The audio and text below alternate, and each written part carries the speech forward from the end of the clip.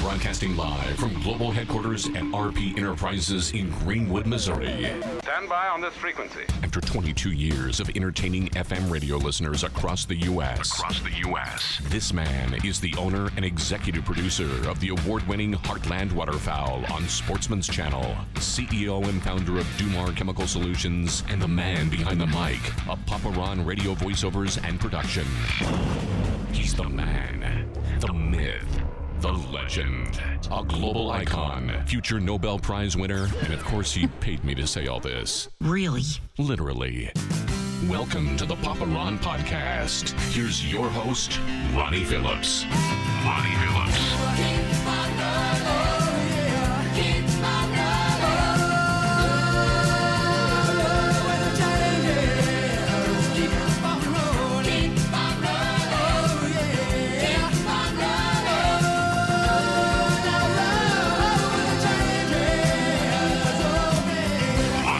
This episode has, or rather this show has officially reached its 20s. I'm in the 20s. We're in the 20s. We're not 21 yet. We're just 20. Episode 20 of the Papa Ron Podcast. Thank you for tuning in along with my partner, Jillian and Greg. I'm Ronnie Phillips and excited about this week's show. This is a person that we've had on the show. I guess it was episode 2. Does that sound? I think it was episode 2. Met this guy. I guess it was a little over a year ago because we did some stuff charitably through Heartland Waterfowl and Heartland Bow Hunter to raise some funds for this organization. And then we collaborated again this past year and killed it, raised a ton of money for what was formerly known as the Restoration House, now known as ReHope. The founder and president of ReHope, I'd like to welcome Dr. Rodney Hammer. Thank you very much. Great to be here. Welcome. That sounds like a radio name. It does. It really does. Like, it sounds like a made up. Do you remember me talking about it? I was like, man, he's got the coolest name. And you put the doctor in front of it. Yeah. Like Dr. Johnny Fever. Like you've been playing like some rock and roll Johnny classic. Fever. Yeah. You probably watched a little WKRP in Cincinnati at some point in time in your life, right? Yeah, back in the day. Yeah. He had the best name. Besides MC Hammer, but no relation. I think he actually passed away recently. Which one? Dr. Johnny Fever. Yeah. I thought you meant MC Hammer. I was like, really? Oh, no. Sorry. I'm still on cousin. WKRP. You call him cousin, probably, right? Yeah. Would like. Yeah. I don't have the pants. No, Definitely don't have the moves. No? Right. All right. Me neither. You look so much like him, though. Oh, it's uncanny, really. Well, thank you for coming back. It's an honor. There is so much to talk about and so much to unpack, and I think we only kind of cracked the surface the last time you were here. I wasn't aware until you had kind of connected with Sean Luchtel of Heartland Bow Hunter, and we started to work together to raise money for what was then Restoration House, now ReHope. How big of a problem human trafficking is, not only in the United States, but even right here in Kansas City, in our own backyard, which you think this is the heartland. This is like such, and look, there's bad apples everywhere, but compared wholesome to like and all that, like it's the Bible Belt. It's wholesome. Yes, we're safe compared to like the stuff you hear in New York City, Los Angeles, right, Chicago, Kansas City. Pff. But at one time, and maybe still is, you can confirm it or deny it, that human trafficking is in the top 5, or rather Kansas City is in the top 5 of human trafficking in all of the United States. Yeah, that number moves around a little bit, right? You see Missouri is number 8.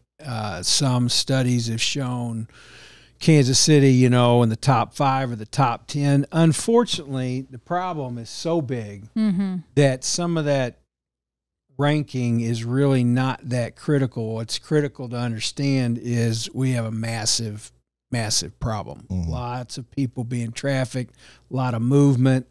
What makes Kansas City good for business, for distribution, for the Kansas City Southern Railroad, for all kinds of other business ventures, being in the middle of the country, it is also good for trafficking humans, unfortunately, drug trafficking and other things as well.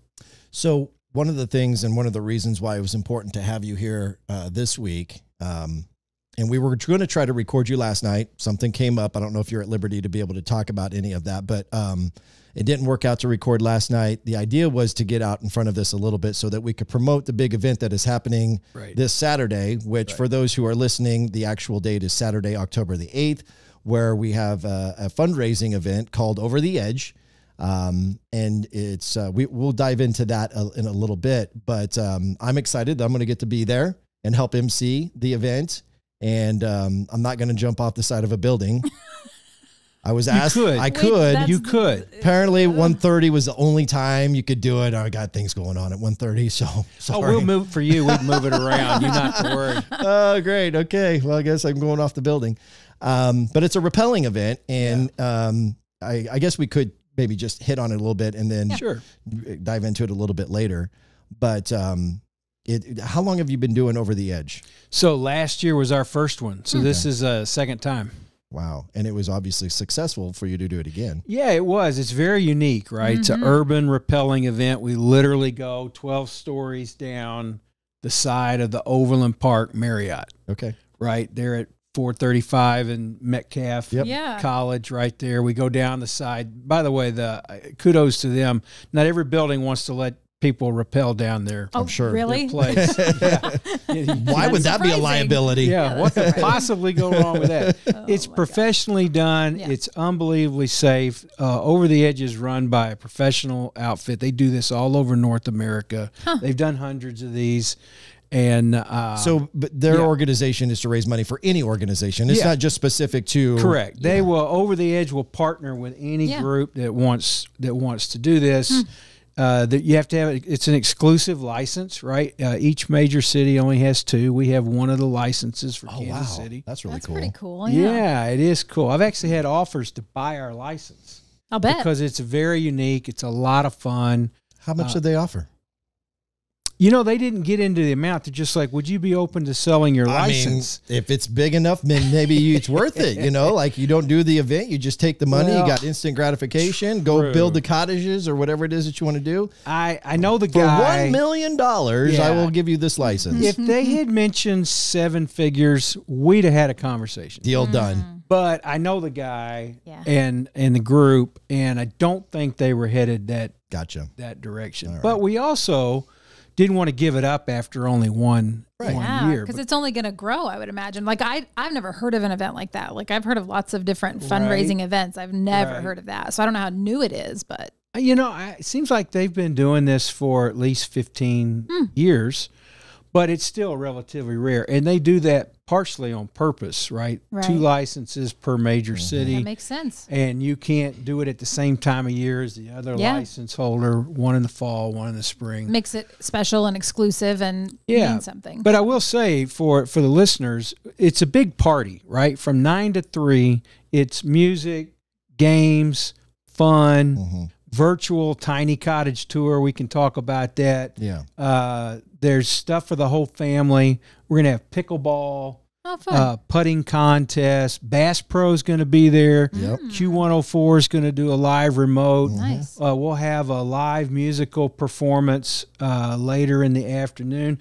A survivor's going to share their story. Wow. So a lot of really cool things, a lot of really fun things. And so it's an event. Anybody can come out. It's a free event.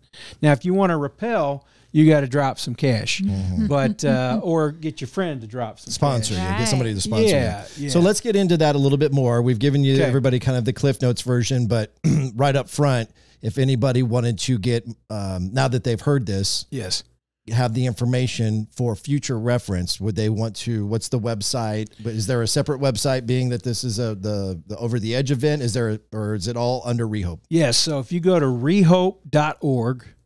Events. Okay. And then you just hit Over the Edge and all the details will drop out for you. And I imagine that there's probably more than one event a year so they can get more engaged with other events that you have throughout the year. Absolutely. Cool. There's training events listed there, fundraising events. A lot of good stuff. Okay. So let's get into the meat and the dirty of what we're here to talk about. Okay. But I'd like to start off with you.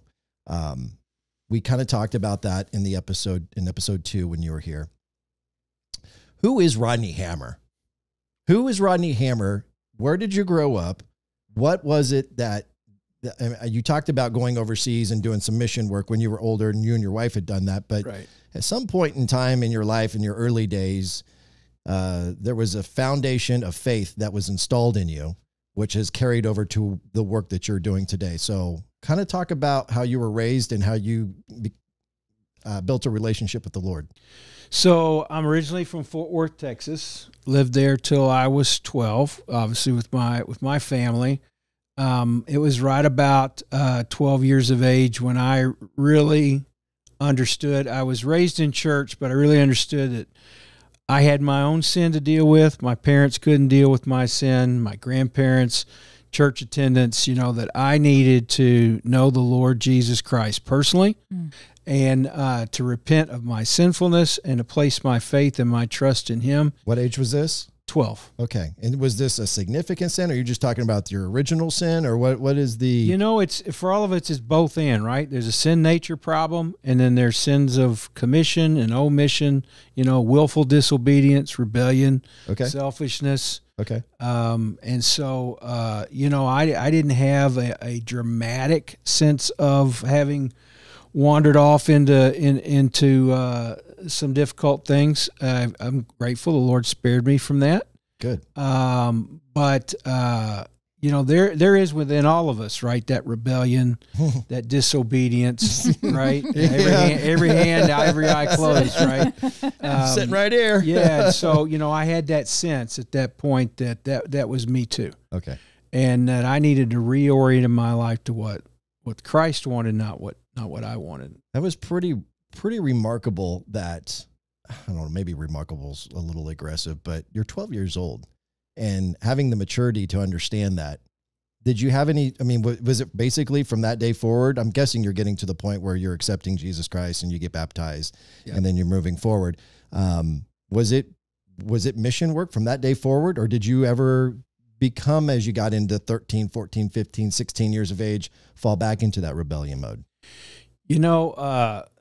First there was a real burst of zeal to grow, to understand, to follow the Lord, to learn Scripture and to be obedient to that. And then I started to get backlash, at school and from other places, and they're like, "Oh, okay, so you're like this, huh?" And I was like, "Well, no, I'm not really that. Yeah. I don't want to be that guy, Right. So there was some of that challenge, but the general direction was, despite having to, to fight sin in my life, like we all have to do, was a direction of seek the Lord, obey the Lord. And that set the foundation for even when I would fall down and the Lord graciously picks us up.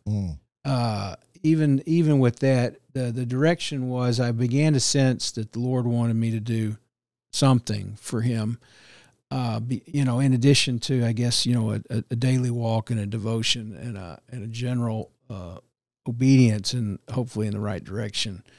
And as that sense grew in me, I feel like the Lord kind of put in me a heart to be on mission. I didn't know what that looked like. And so, did you do any mission trips when you were a teenager? Yeah, I did. Youth group. We had a great pastor who really invested in the youth. And his thing was, talk is cheap. We're going to do. And you're going to learn by doing.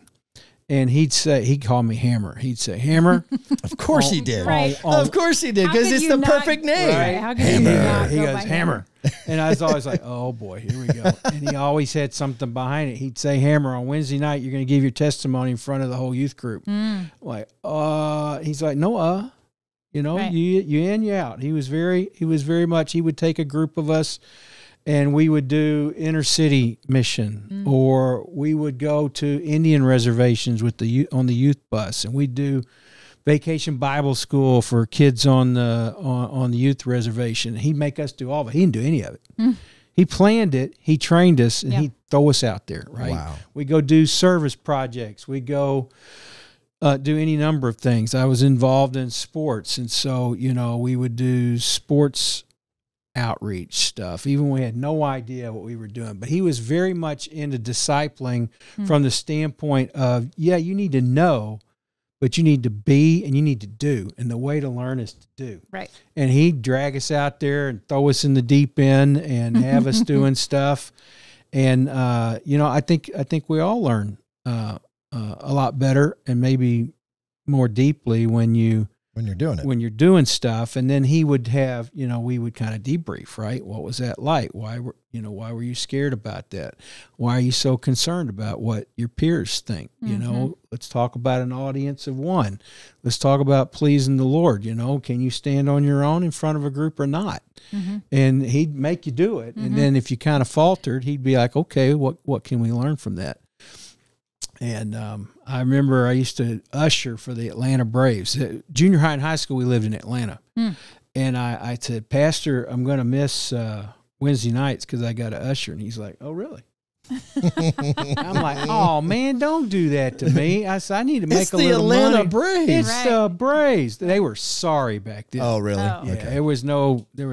So was this like, sorry, I'm going to make you reveal your age, but like when would this have been? Like you're a teenager late 70s. Oh, okay. Yeah. Okay. Early 80s. I was Dale Murphy, was he playing for the Braves then? Bob Horner, Dale Murphy, Okay. Phil Necro. Oh yeah, Phil Necro. Is he the one who had the those. emery board in his back pocket, or was he the other Necro brother? Phil would never do that. Phil would never do that. It's probably Joe. Okay, Necro. I digress. Well, it's not important. possible. Anyway, so your pastor is calling you out then for not coming on Wednesdays. Yeah. So he's like, well, that doesn't sound like a very devoted. He was the real deal. He wasn't like, oh, sure, go whatever. So he'd make you. I mean, if you chose to do something, you better know why and what and how that related to your faith. He was really trying. Did you ever resent that he guilted you? Oh yeah. I got mad. Yeah. Looking back on that today, do you feel like that was maybe not the wrong approach, but would you, I don't know. I guess, does that approach today, do you appreciate it? I do, because even when I disagreed with him, I knew where he was coming from. I knew what he really had in mind at heart. And he made me think about it. Yeah. You didn't just get to kind of slide in and out, with whatever you thought was fun or not fun. He would challenge us. And I think that went a long way. Okay. Right. You grow faster. It's like I had a friend on the swim team, and he's like, hey, you ought to join the swim team. I'm like, well, I like to swim. And first workout, I'm like, yeah, no. I like chasing a ball, right? Yeah. I like basketball, baseball, football, swimming, running. That is nothing but pain. Yeah. So, but it reminded me that he would throw you in the pool. He'd make you swim. Yeah. Okay. And even if you didn't like being pushed or challenged, you grow more that way, right? So sure. I'm grateful. Even on the parts So did you still usher on Wednesday nights, or did you say, okay, you win, I'll be here on Wednesday? So one year I did. Okay. And then he challenged me further. So the next year I didn't. Okay. Yeah. See, where I thought you were going to go with that was that he was going to say, okay, well, if you're going to be at the game, then you're going to have to tell people about Jesus at the game. Oh, Lord have mercy. I would have I would have appreciated that, I think. But his thing was, you want to be here for discipleship and for growth and for others. And then, you go out to school and other things and do your thing like that. But that wasn't his tactic. He could have. Yeah. And that wouldn't have surprised me. But that was Atlanta Fulton County Stadium. You had guys selling weed in the stairwells. There's a bunch of junkies everywhere. There's only 2,000 people in the whole stadium. It was nuts. But yeah, so I think my parents instilled a great compassion for people in us. Back then, Deep South, there was a lot of blatant, overt racism. And my parents challenged that and told us to stand up for what's right, that the Bible teaches that everybody's equal. There's no respecter of persons or skin color. That was not popular at school. Right. That got me in more trouble than talking about than the Jesus. Lord. Oh, yeah. Yeah, Wow. they're like... They're like, yeah, this is Texas, this is Georgia, people talk about Jesus, but they're like, what'd you say? Yeah. About your black friend over here? And they used other terms. Sure. Right. So, Yeah, I would feel like I was very blessed to be challenged to walk at a missional level, at a level beyond my comfort. Mm-hmm. And I didn't always get it right, but both my pastor and my parents challenged me quite a bit to be a doer of the word and not just a hearer. I love that. Yeah. So was your parents, obviously they're faith-based, right? They were very strongly involved, but not one of them was a preacher or worked for the church. My dad was. Okay. So, not a pastor, but he was a. So who was the guy that was challenging you? Oh, he was the youth pastor. The pastor of our church where we were members is the pastor I was speaking of. My father was a preacher and a mission leader. Okay. For a different entity, right? That worked with a lot of churches. Yeah. So I'm a bit confused. It's all right. So your father was a pastor. Yep. For a different entity, meaning a different like a church? mission organization. Okay. So, but he didn't lead a church then. He would do what some would call. What I'm trying to figure out is didn't go to. It felt like you're saying you didn't go to your dad's church. So my dad went to our church. Okay. When he was not in somebody else's church sharing. Got it. Yeah. So interesting. Without getting into a lot of denominational and other stuff, it was like he worked with like a mission organization that worked with lots of churches. Okay. Yeah. Fair enough. Yeah. I just feel like it's interesting and compelling for me anyway, selfishly, to kind of know where the foundation started. Yeah, sure. Well, and how important that is. I mean, you've got kids and your kids are pretty young. Yeah, so absolutely. To know how important that is to, people push their kids in sports and they push their kids in academics, and those things are all obviously important and great, and teach them, even sports, teach them things other than the sport, right? That they're going to carry forward with them. But to know that it's as important, if not more important, to push them. And we've kind of got away from that in society.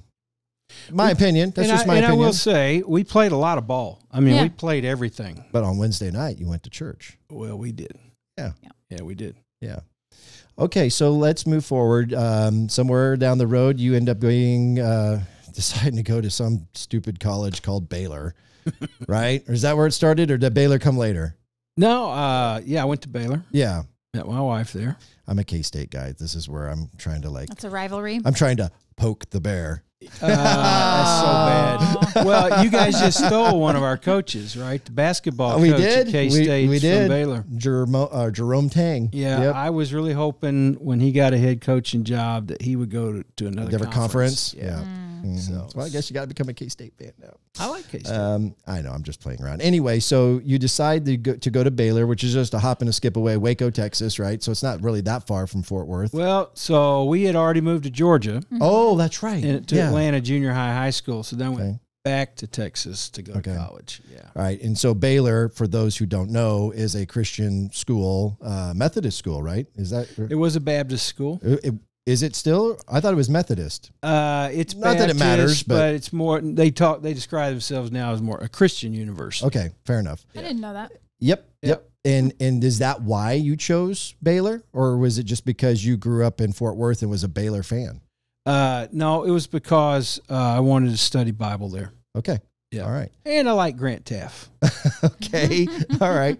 So walk us through then the next years and do you know when your first year at Baylor that you want to get a PhD in whatever it is again, because I don't remember what your actual PhD is in, but it's actually in a Christian line of work and doing mission work, right? So did you know that going into your freshman year that's what you wanted to do? Or I felt a deep and clear sense that God wanted me to prepare for ministry in some way. Okay. I didn't know what all that looked like. Okay. And so I went with that intent. Okay. Yeah. And so you graduate. Yeah. My wife's actually from Overland Park here, but then she went to Baylor. Okay. And so that's how you met her. Met her at Baylor. And what was she going to school for? Same, like were you in the same classes? No. Well, okay. If she was here, she would insist on telling you, so I might as well, that we had one class together. Okay. She had to take 2 Bible classes. Yeah. But she was in the business school. Okay. She's a CPA. Okay. And when we were in the same class, and I didn't even know her in that class. Okay. She got a better grade than I did, and she will never ever let me forget that. That's right. That's right. So so we met at school, got married right after, moved back here to Kansas City. Okay. Moved here to Kansas. Was City. that after you got your bachelor's or yes? Okay. And then did you immediately then go pursue your? I did. Well, I went to seminary. Yes. Yep. And I did a master's, and then we went overseas for 18 years as missionaries. Yeah. And 18 years. Where were you over there? We did China for 7 years, Southeast Asia for 3, Chiang Mai and Singapore, Chiang Mai, Thailand, and Singapore. Split time in those 3 years. And then we moved to Eastern Europe. We lived in Prague, the Czech Republic, and I worked with mission teams all over the former Soviet Union and the East Bloc countries. Unbelievable. It was quite an adventure. Our son grew up overseas. Wow. Yep. He was in 8th grade when we moved back here. He'd never been to school here in the States till 8th And he was born, he was born in Hong Kong. Okay. Yeah. So what does that mean for a kid that's born, like, do they have dual citizenship? How does that work? No, some countries that could be the case. In his case, if you're American, if you're the child of American citizens living abroad, okay, you register the birth at the embassy or the consulate, and they're automatically U.S. citizens as well. There's a few countries they might offer dual citizenship, but Hong Kong that time was still under the British. But once it went back to China, those rights of abode, they called it, were over. That's where I was going to go next with this. And look, eventually we're going to talk about human trafficking for those who are listening. So hang on with us. But I wanted to get to know Rodney a little bit better and where he, go kind of a point A to point B. You're in China, which is a communist country. Yes, sir. And you're doing mission work there. Yes. How does that not get you in trouble or killed? So it can get you in trouble. So basically, you have to have a legitimate reason to be there, right? So for the first 3 years, we were there as language students, right? We studied at a Chinese university in the northeast of China. We went to class, lived in a dorm. They had a lot of Chinese universities have a program for foreign students, not unlike a lot of our schools have. Sure. Programs for foreign students, and so we were students at the university in the city where we lived. Okay. And then after that, we actually opened a branch of an NGO, a non-government organization, that placed expatriate foreigners in various roles in China, like English teachers, business people. We even brought in sport consultants. That was actually a blast. In the city where we lived, the original owner of the Los Angeles Dodgers built a baseball stadium for this university nearby the one that we attended. I heard about it. We rode bikes, right? We rode bicycles everywhere. And so I had heard about this, and I got to find this baseball stadium. So I head off with a Chinese friend. I'm like, it's out there. This is a big city. We rode and rode. We finally found this baseball stadium built by O'Malley of the Dodgers. Anyway, long story short, we built a relationship there. I used to throw BP, and they just lit me up. But it was fun. And we built relationships. Then we'd bring in coaches, and they do clinics, and stuff like that. And when we were in the Czech Republic, we did the same with ice hockey. My son played ice hockey. And so we brought over Canadians and others, and we did kind of these sports exchanges. Yeah. It was a lot of fun. So we've always kind of been involved in sports at some level. But you can use sports, music, other interests, business, and mission work. So we had very legitimate activities that we were doing. Now, they're always watching you in China. And as a expatriate, as a foreign national, they're going to keep an eye on you. And if you are sharing Bibles, holding Bible studies, doing things like that, which we did, you can get in a little trouble. A little or a lot? What does a little trouble look like? A little trouble is hey, you get called into what they call the Public Security Bureau, and they have questions, and they want to know. And you want to be careful, though, because big trouble for you is you get kicked out. Oh. Big trouble for your Chinese friends is a different thing. Okay. So we were very careful, and not everybody agrees with this, but my reading of Scripture is when James and John said we must obey God rather than men, we obeyed all the laws of China except for don't share the gospel, because that is direct contradiction to Scripture itself. And some of our greatest heroes then and now are Chinese believers and other believers that live under persecution, and they choose to say the same thing. We must obey God rather than men. There is no, Caesar is not Lord, Jesus is Lord. Now, President of China and some of the others don't agree with that, and that's their prerogative, but we did share the gospel in China. So could you have Bibles there? I mean, legally? It was legal to have your own Bible in your own language. It was not legal to bring in Chinese language Bibles and share them with local Chinese. But we did it anyway. Wow. Fascinating. But again, I'll be honest. The worst case scenario I've known over all these years, I've known a handful of foreigners that had to do a few days in jail, but pretty much they kick you out. But you never got into any trouble. Did you come close? I mean, what was the worst thing that ever happened to you? They were kind of hot on our trail right about the time we left. And the Lord was moving us to another assignment. And we talked to our local Chinese friends. They said, don't worry, it's all good. We know how to deal with this. And the ones that had come to know the Lord that we were blessed to be a part of, they carried on. Right. And one of the things we did was to help resource like house church leaders in the underground church, and also those in the above ground, the officially sanctioned church that desired to have teaching or Bible resources. A Bible in China was a very precious thing, and we take it for granted, right? They don't. So to give what we would call a study Bible, but like a really substantive, referenced study Bible with some more advanced teaching and commentary and things in one deal. We used to get those in Hong Kong and take them in because they couldn't get stuff like that. Wow. And they would be in their language. Correct. Yes. And so they get in trouble. I don't know how to get to this question and make it make sense. So you never gave English Bibles. So you weren't working with people who knew English, or you were teaching English too. Like, could you do that? Could you teach them English and then give them an English Bible? And so with students that were already studying English and they wanted to study with native speakers, we would work with them in both. Okay. But was that as much trouble? Like, does the Chinese government, is it like Bible is trouble no matter what? Yeah. I mean, communism is based on atheism.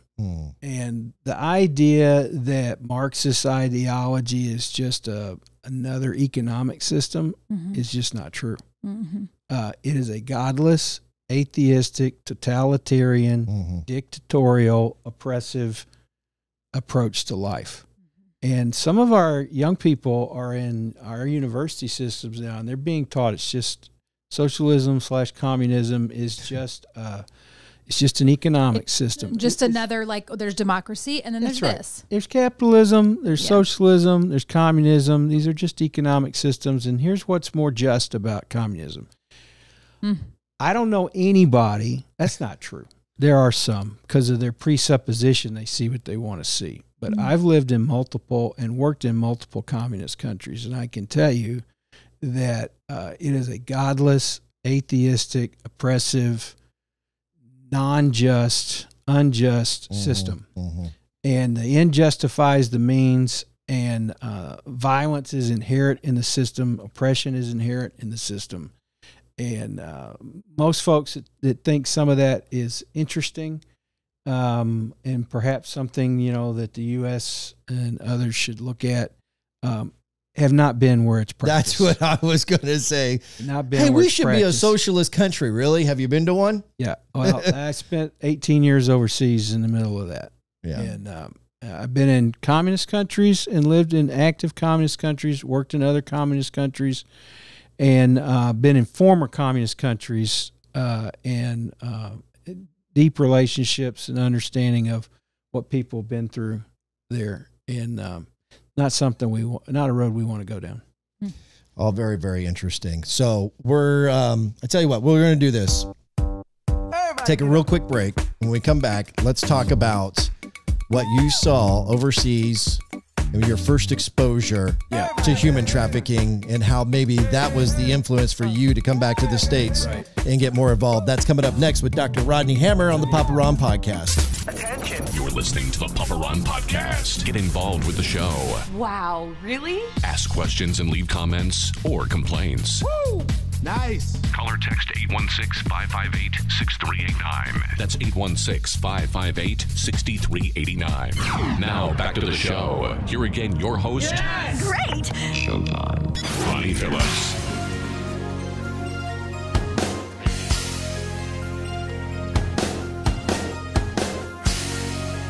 If you would, follow the Papa Ron Podcast on all your favorite social platforms. It's available on Facebook, Instagram, also available on TikTok. And you can watch this podcast not only on Spotify, but it's also available on the Papa Ron Podcast YouTube channel. And one of the things that I'm really excited to announce that released just this week, the Papa Ron Podcast can now be found on iHeartRadio. Nice. So on several platforms, you got Amazon and Google and Castbox, and I know I'm forgetting Apple. So pretty much any platform that you'd like to hear it. Back with Dr. Rodney Hammer, the founder and president of formerly known as Restoration House, now known as ReHope. You just made that change in the last month or two. Yes. Yeah. So you're overseas doing mission work, and you've finally then at some point exposed to the issue of human trafficking. How did that come about? Right. So after we had been overseas for a few years, I traveled some to work with different missionary teams in different countries around different areas of China and then Southeast Asia. And in China is a huge part of human trafficking, but I didn't actually see it where we were.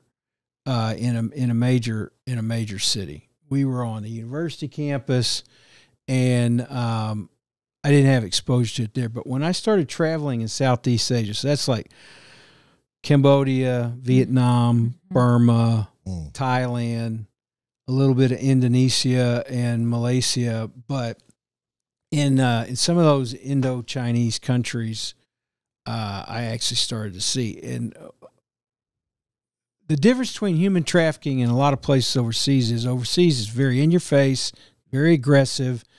It's not, everybody knows where it is and where to find it and how to find it. It's very aggressive and very blatant, right? So you're in Phnom Penh, Cambodia, and you see down this dirt alleyway that there are these huts where they've got kids and they've got women. Oh. And you can go, and I'm sorry, it sounds really horrible and crass. I don't know how to describe it. You can literally go down the road there and see children and see women and buy what you want. And do when you say buy, you're talking about the service, or you're actually buying them as a slave, like to have ownership of them? Yeah, so no, like the service, right? Okay. So there's people there that make them do this, and you pay money to do what you want to do with boys, girls, women, whatever. Or in Thailand, literally trafficked persons, pimps, traffickers will come up to you and they will solicit you. You don't have to go to a particular part of town. If you're just out and about, and they do it at all kind of levels, right? So I had a friend that was a businessman in Hong Kong, and he traveled all over Asia, and everywhere he went, he was offered women, children, whatever. And so, often it went like this. Somebody come up to me and they'd say, "You want girl?" I'm like, "No, I'm married. Yeah, that doesn't matter. You want boy? No. Oh, you want transgender? No. I mean, they would just go down this laundry list. What do you want? I'll provide it for you. So I began to see and experience this very aggressive, very sad, right? To see children in an alleyway, you know, or in areas of towns in China. I even saw it in Vietnam and Burma, and it was just so aggressive and in your face. It was just really sad to see people that were being enslaved and forced to do these things. And it was aggressive and just out there in your face because it's not illegal or just not policed. That was going to be my next question. Yeah, so sometimes there's laws against it, but those that are police, government, where they're involved. Okay, that's what I was wondering. They're on the take, right? So in one situation, you could see the police station, right? And outside the police station were these guys on motorcycles. A lot of people in Southeast Asia and in Asia ride mopeds or motorcycles or other bikes or whatever, mechanized. And they would sit outside there, and when somebody would come out of the police station, they'd often put them on a motorcycle and they'd go traffic them. Just take them from the police station. Police got their cut. Police turned a blind eye because they're bought. Yeah, they're part of the system, right? And so a lot of endemic corruption, a lot of legal involvement in some places in the whole trafficking industry.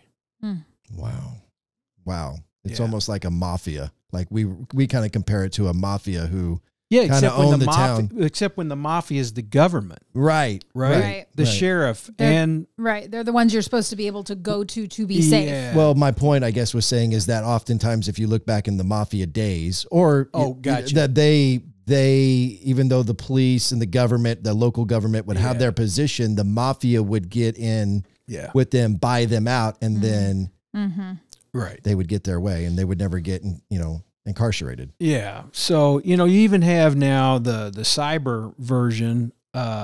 Philippines and some of the other countries are really struggle with this.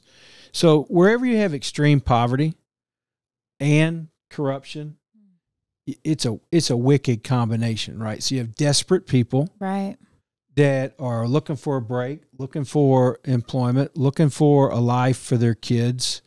And they find themselves in these very desperate situations, and then people come along, and in some cases, just take them, right?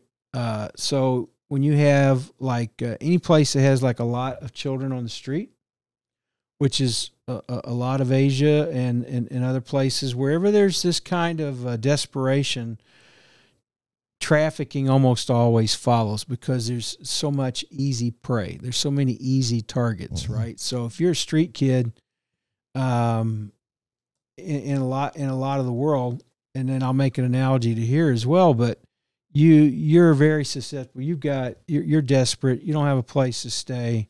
You're begging. You're whatever, and they'll often get swooped up by traffickers, and then they're enslaved and they're sold and they're made to do terrible things.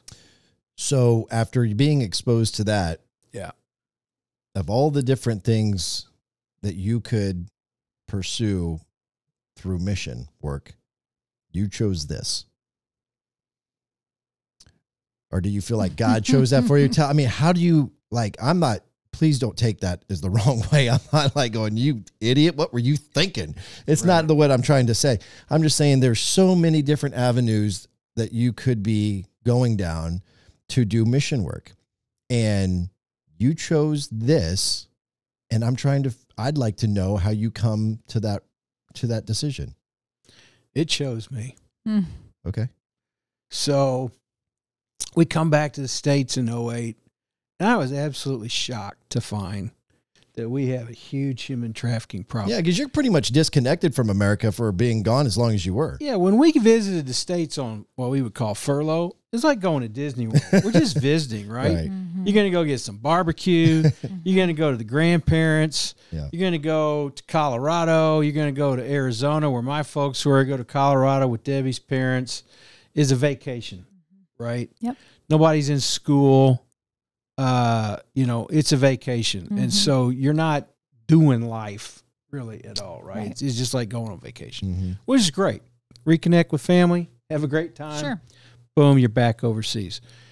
So I was shocked to kind of slowly, upon getting back, find out that we've got this big, it didn't look the same, right? When I drove from Higginsville, Missouri this evening to your house, I didn't see any trafficking. Right. Whereas in other countries where I lived, I might very well, in that hour-plus drive, literally seen some trafficking. Okay. Having said that, there's trafficking going on all over between Higginsville and Greenwood. Yeah. It's in hotels. It's facilitated a lot online.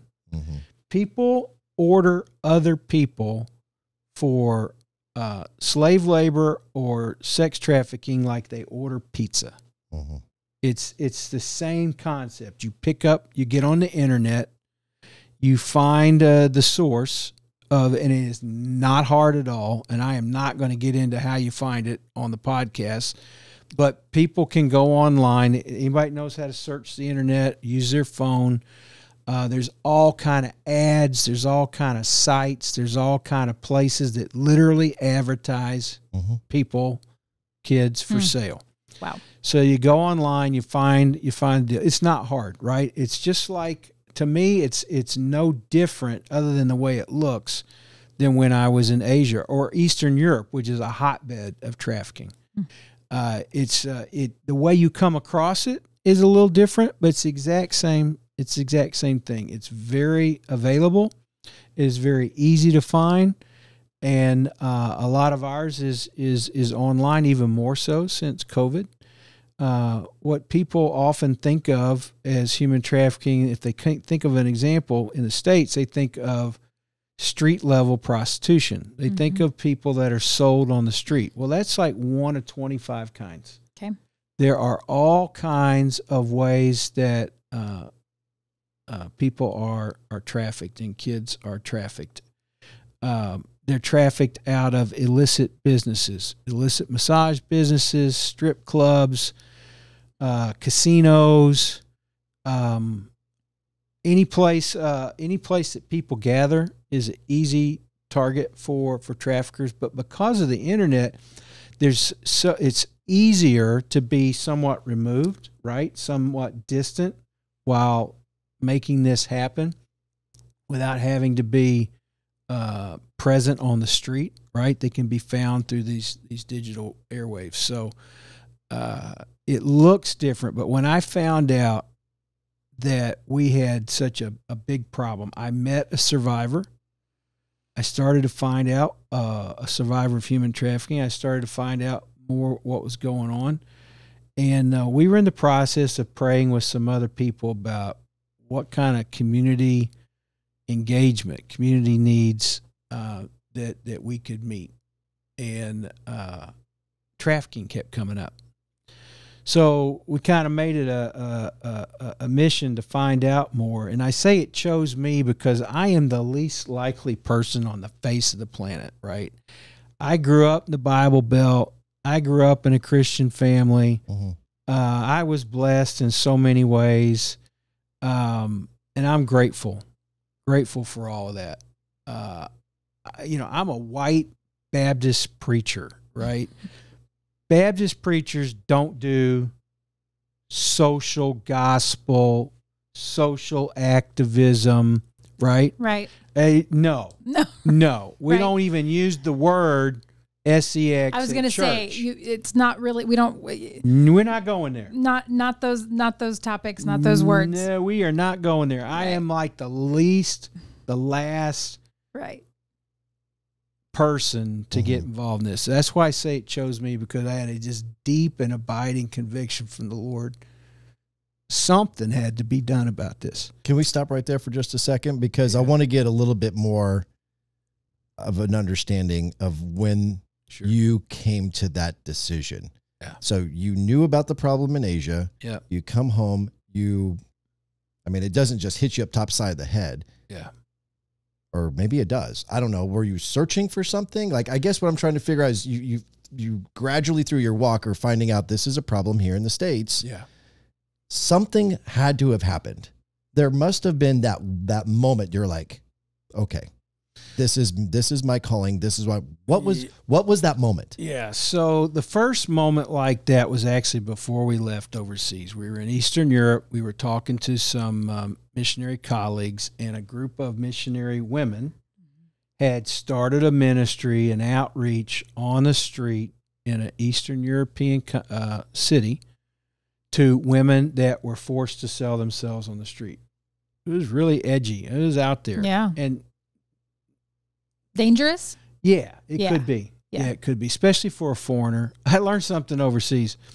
It's always the foreigner's fault, right? Same way we do it here, right? It's not our fault. It's foreigners' fault. Right, and you're the foreigner. I'm the foreigner. I'm Right. used to being the foreigner, right? I went to 31st and Truce the first week I got back, got lunch at McDonald's as only white dude in the place. Yep.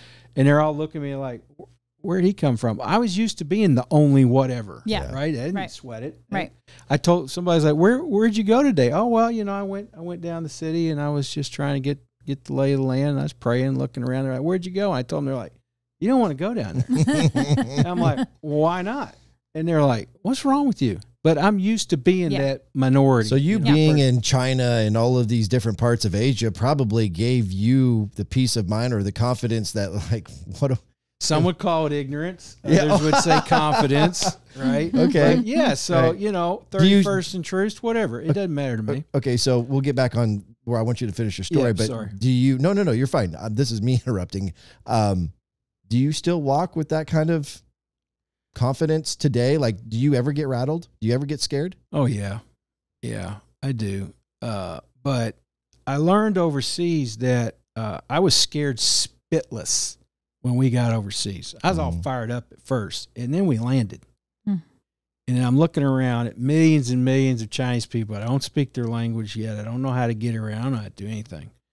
And I was completely overwhelmed. I'm like, this was a really bad idea. My wife and I moved here. I'm not visiting. Not a vacation. There's no ticket back. This is not a vacation. We're not on tour. We're going to live here. And I was completely overwhelmed. And there came a point in there where I just had to ask the Lord, okay, I can't just sit here and be paralyzed. I was paralyzed. I was scared spitless. My wife, she's a rock star. I mean, she's like, let's go. Come on. And I'm like, I don't think I even want to go outside. I mean, it was bad. Yeah. So anyway, the Lord really helped me. He's like, okay, you got to get out of here.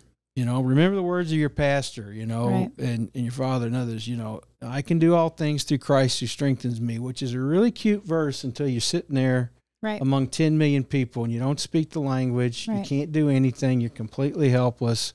And you're like, I really don't think I believe that. I don't feel like I can do all things through Christ who strengthens me. I feel like I'm about to have a complete and utter meltdown. So working through that type of thing, which was really stretching, doesn't give me confidence, but I guess it gives me an experience that the Lord's going to take care of us. You do what he asks you to do. You don't want to be stupid. I used to tell new missionaries, if you die over here because you were stupid, I can't help you. Okay. What is stupid? Well, stupid is, letting your kids run out in the street in front of the bus. That's stupid.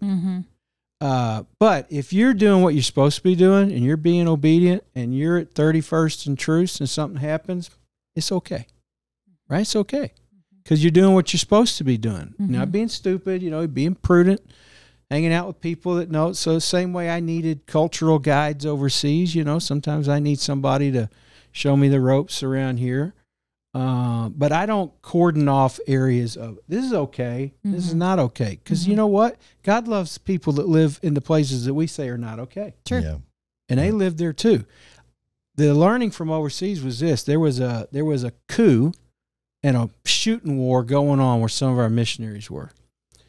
And they're in the middle of it, and we're talking to them on the phone, and we're talking to other people about how do we keep them safe, how are we going to evacuate them, what are we going to do.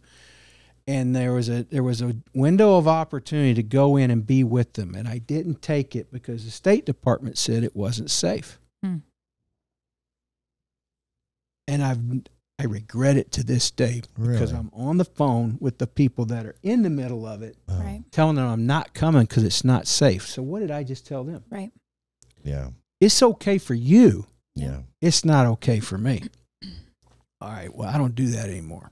So did you, in that moment, did you think you should go, but you took, like, did you feel like the Lord wanted you to go and that you should go? Absolutely. But you took I applied conventional wisdom and my own sense of personal safety, and I let other people be jeopardized. Right.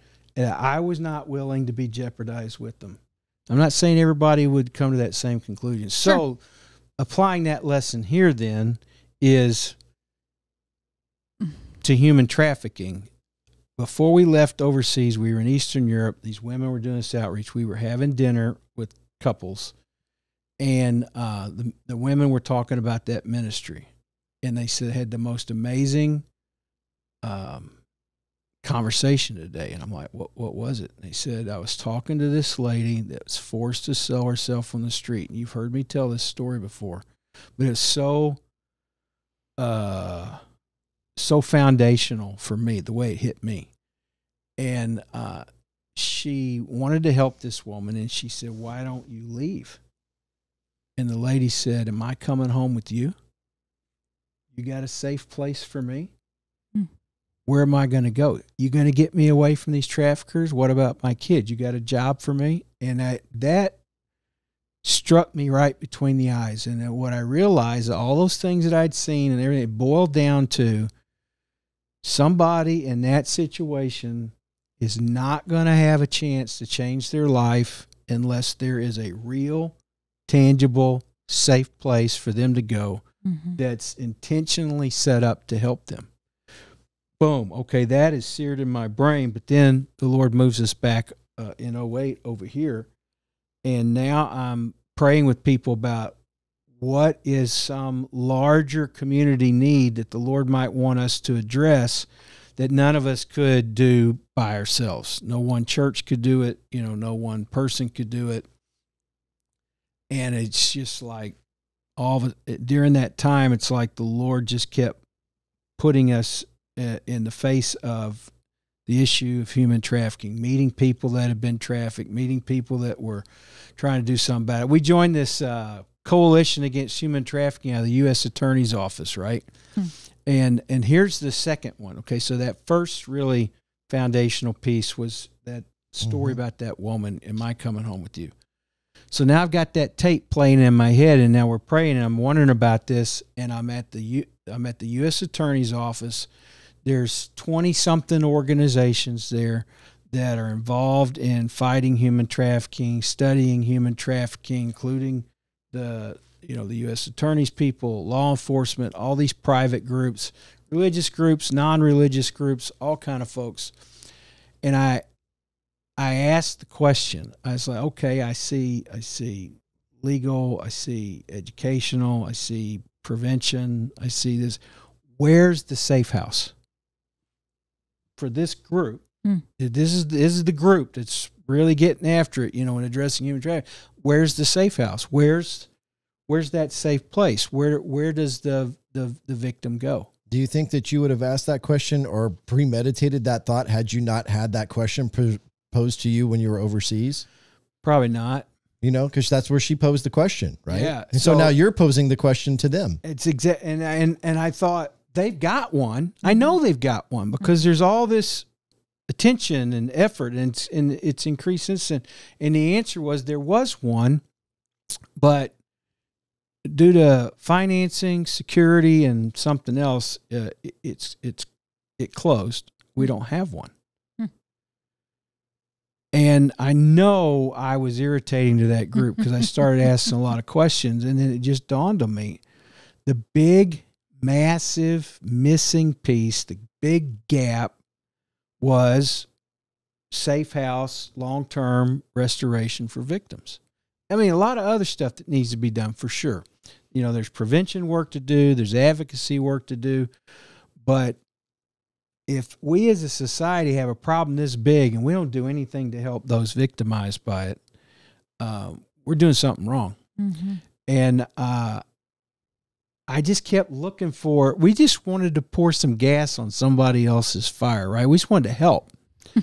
And then it's like, that's what you're supposed to do. I'm like, dang. Yeah. I'm not qualified. Yeah. I don't know how.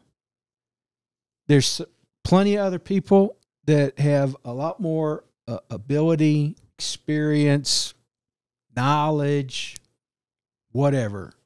And I didn't have any of that. And the people I was with didn't either. And I said, I really think this is what the Lord wants us to do. I don't know how to do it. Wow. Mm. And it was more than just nobody's doing it. It was like, you're supposed to do it. And I'm like, this ain't going to work. It ain't going to work because we don't have the backing. I have this extremely conservative, risk-averse group of believers, right? Great people, but nobody that did. And so then I'm talking to people that know a lot about it, and I'm like, they ought to do it, right? We could help. Right. Wasn't happening. And so I say it that way. It's Can I stop you for a second? Yeah, When you say it wasn't happening, it chose me. you said when you were talking to the people who were informed about the issue, Yeah. and obviously knew more than you did, A lot more. and you presented it to them about them doing it, and you said it wasn't happening. Why wasn't it happening? What was the backlash or the feedback that you got that wouldn't allow them to take on that? You know, it wasn't like, no, we don't want to. It's like, we understand it needs to be done, but we kind of all have our other parts. Well, right? you said they had a safe house, but then it closed for various reasons. One group had a safe house, a small one, and then they had some security problems, and they had some funding problems, and they had some staffing problems, and I think there's two kind of responses I run into now. More than that, but in general, when you talk about starting a safe house, a recovery program for victims, one is it's like running a small hospital. Mm-hmm. It's round the clock. It's 24/7. It's 7 days a week. It's 365. You don't close. So if you have an emergency homeless shelter, which is a great ministry, almost all of them, you have to leave in the morning. You have to go out. You could come back that night, right? Mm-hmm. Right. That doesn't work for trafficking victims. Right. You have to have safety. You have to have a safe place. You have to have staff. You have to have security. You have to have programming that's specific to helping them overcome their trauma. They have to be able to be in a place. You can't send them back out on the street, right? Mm-hmm. That doesn't work. It doesn't work for healing. It doesn't work for their security and safety. You got to get them out of the mess that they're in and get them into a safe place with this kind of. So it's like running hospitals, right? You got it's round the clock and you're never closed, and so it's expensive, right? Yeah. It's hard. It's really hard. It is not. People that have been trafficked. I was just at a conference and they were talking about PTSD in soldiers that seen military combat, and PTSD in trafficking survivors. And the big it's the same PTSD, right? It's the same post-traumatic stress, but the trafficking victim almost always has been exposed to it over and over and over and over again over a period of time. Most soldiers had a very intense experience, and they have very real, very difficult PTSD.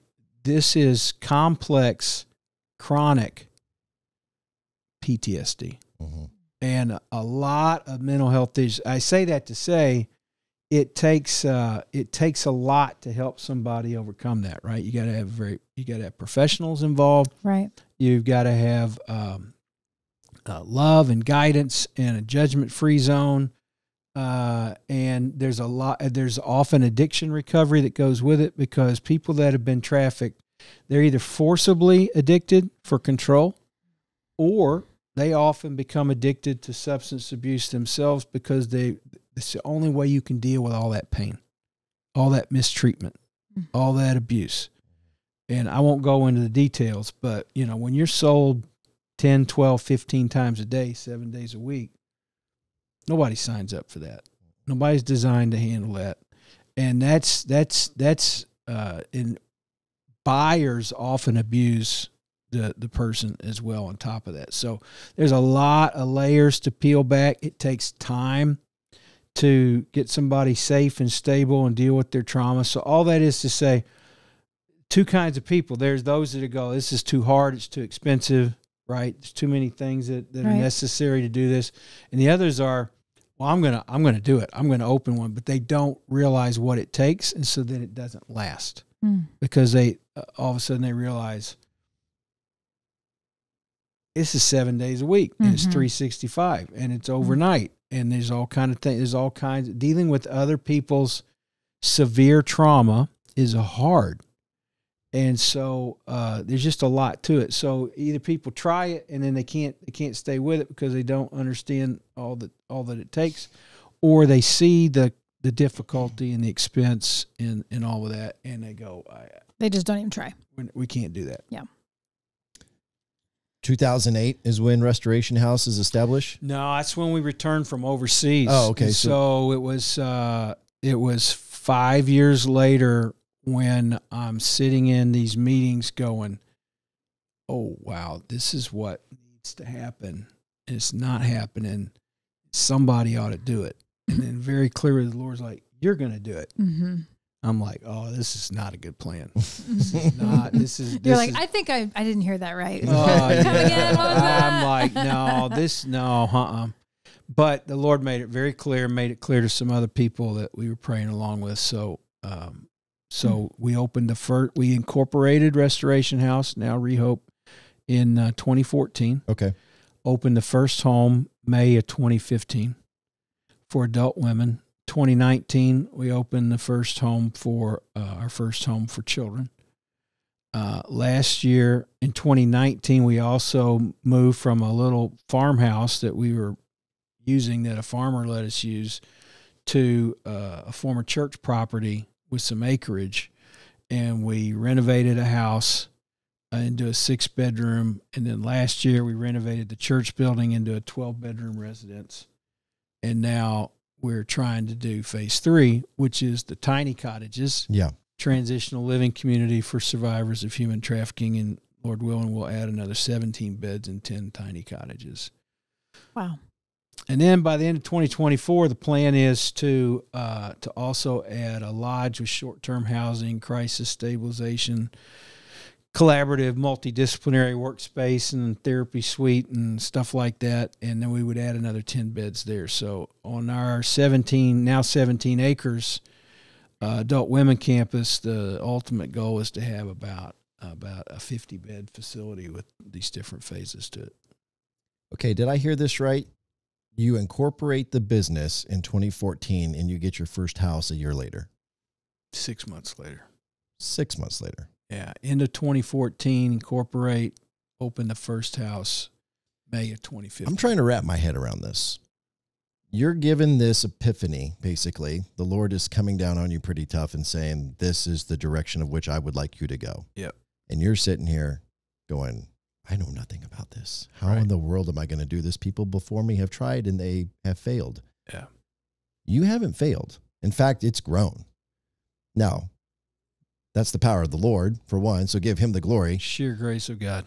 But what were you able to do through his blessings, I guess? Well, I guess what I'm trying to say is let's get a little more in depth. What was it that you were able to recognize what other people's failures were so that you wouldn't have that same failure? You know, this is not a scientific formula, right? You do A plus B plus C, you'll get D. So it's clearly the hand of the Lord that's made this successful to this point. I will say this: a couple things we've learned. One is you need a lot of people involved. So you need volunteers, you need donors, you need supporters. But you were able to find that very quick. I mean, like we're talking 6 months you turned this around. How did you do it that quick? So my job since 2008 was the director of the Blue River Kansas City Baptist Association. That's 130 churches. So when the Lord is making this very clear direction, it's a group of those people that were praying about this, and we were learning about this. So then I go to the board meeting with this group, and I say, we're praying about this. I want you to pray with us. Okay. And then the Lord helped us kind of put a little plan together. And I went to him, I said, okay, here's the deal, right? Risk averse, conservative, wonderful people. And I thought, this might not go well, but this is what we're supposed to do. So we say, okay, we're going to talk about this. And we get representatives from a lot of the churches together. And I go, here's the thing. This is what trafficking looks like, best we know. This is the big piece that's missing. And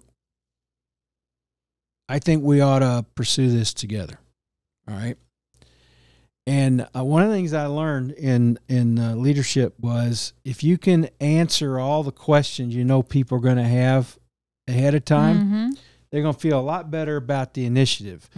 But you also have to give the worst case scenario. So I said, okay, I think this is the way it would work. This is what we've been learning and studying. But here's the worst case scenario. The worst case scenario is I went out and I asked people that know how to raise money. I didn't know anything, zippo, about raising money. And I said, this is what the professionals tell me. Long story short, they said, okay, you need to hire a development director or you'll never get this off the ground. You're going to have to pay at least $60,000 to somebody to even have a conversation if they have any experience, and you need somebody with experience. And so this guy said, okay, I'll tell you how to do it with somebody like this. So you tell them, look, I'm going to look for a development director that's going to make a salary of $60,000. We don't have the $60,000. So part of the job description is the new development director has to raise $15,000 in the first quarter or they're fired. And that's in the job description. You have 3 months to rate, and if you can't do that, then you can't do this job. Right. Okay. So I told him, I said, so I need you to loan $15,000 to get this started, so we can pay him for the first, and then we're going to say, if you're doing this job, you got to raise 15, right? And if they don't, we let them go. I said, so the worst case scenario is we'll be out $15,000. And they went, okay. It was unanimous. Wow. Sheer hand of God, right? And they're like, okay, $15,000 is not a small amount of money. No. Right. But they also felt like it wasn't just overwhelming. Like it wasn't hundreds of thousands of dollars. Right. You weren't asking for the full amount to build the house. But I got to tell you, the job interviews were really interesting.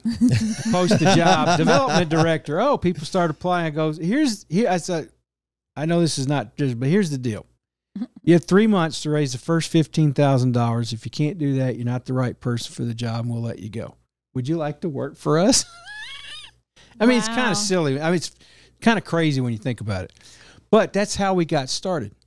And the guys that were coaching me said, if they say, I don't know how to do that, or there's no way, they just said, move on to the next one. Right. Well, only God could do that, right? So then we found somebody and we got going. And this guy down in South Missouri called us up and said, my wife has passed away and I want to do something in her honor. Give me 4 or 5 charities, whatever. And I'm like, oh, we only need to give him one. And my buddy Greg's like, no, that's not what he said. We got to give him what he asked for, and he knew him. So this guy, so we laid it out for him. He chose Restoration House. We did not have any money. And we were getting, $10 here, $100 there. And you can't start anything with that kind of money. And this guy goes, all right, I restore classic cars for a hobby. And my wife and I used to do it together. So I'm going to finish restoring a classic car that we started together, and I'm going to sell it. I'm going to give you the money. I'm like, well, that's really cool. I had no idea what that meant. He restored a classic 67 Corvette. Ooh. Whoa. Sold it for $60,000. Stop it. And gave us the check. Wow. I know. That just gave me like goosebumps. Oh, I was blown away. This guy's like, I want you to name the house after my wife. Oh, the Beverly House. Oh my. Like, done. Done. And you know, and that's what the Lord started doing. Crazy stuff like that. And that's why in 6 months. And then I said to this same group of churches, I said, we can't buy a house, right? So we need somebody to like give us a house. I know this is crazy stuff, right? Now wait, was that like a crazy thought you had, or was that like the only way to do it? It was just the reality of the situation. Do? So the $60,000 gave us enough money to hire our first director and start trying to figure out some stuff. Can I ask a question about that real quick? So the person you hired, was that a home run, or did you go through a few people? No, before? home run. Okay, perfect. Lord led us to a wonderful person. I know, dumb question, duh. So this one church, Heart of Life Church, you may have heard of them. They have 3 or 4 locations now. The mother church is in, not Gardner. Oh, for crying out loud. Garden City. Okay. And the pastor, Jeff Funderburk, and some people from his church said, so let's talk about this house thing. Like, what does it need to be? I'm like, man, I don't know. Like a house, you know, with rooms, with and bedrooms, beds, preferably and like a roof, like it doesn't leak. He said, okay. So he talks to his people, and we put together a meeting. He goes, okay, I think we got your house. What? I mean, this is like within weeks. And I'm going, seriously? He goes, yeah, you want to see it? I'm like, well, yeah. So we go out. It's a farmhouse. And the guy had just renovated it. He rented it out, right? It's an old farmhouse. He fixed it up. He used it as a rental property. And I'm like, man, what would that cost? And he fixed it up nice. I mean, yeah, it's on acreage too. Yeah, it's on acreage, a lot of acreage. And he says, you can have it rent free. I said, are you kidding me? He goes, no. I said, what about the utilities? What do they run? He goes, I'll pay those. The house you have, that first house, the house you have today? Still? No. Oh, you don't have that anymore? We're not in that house anymore, but that's how we got started. Okay. And he says, look, this is God's house. He gave it to me. So I'm giving it to you. Wow. He said, you use it till Jesus comes, as far as I'm concerned, and I'll pay the bills. I'm like, are you kidding me? I mean, who does that, right? Yeah.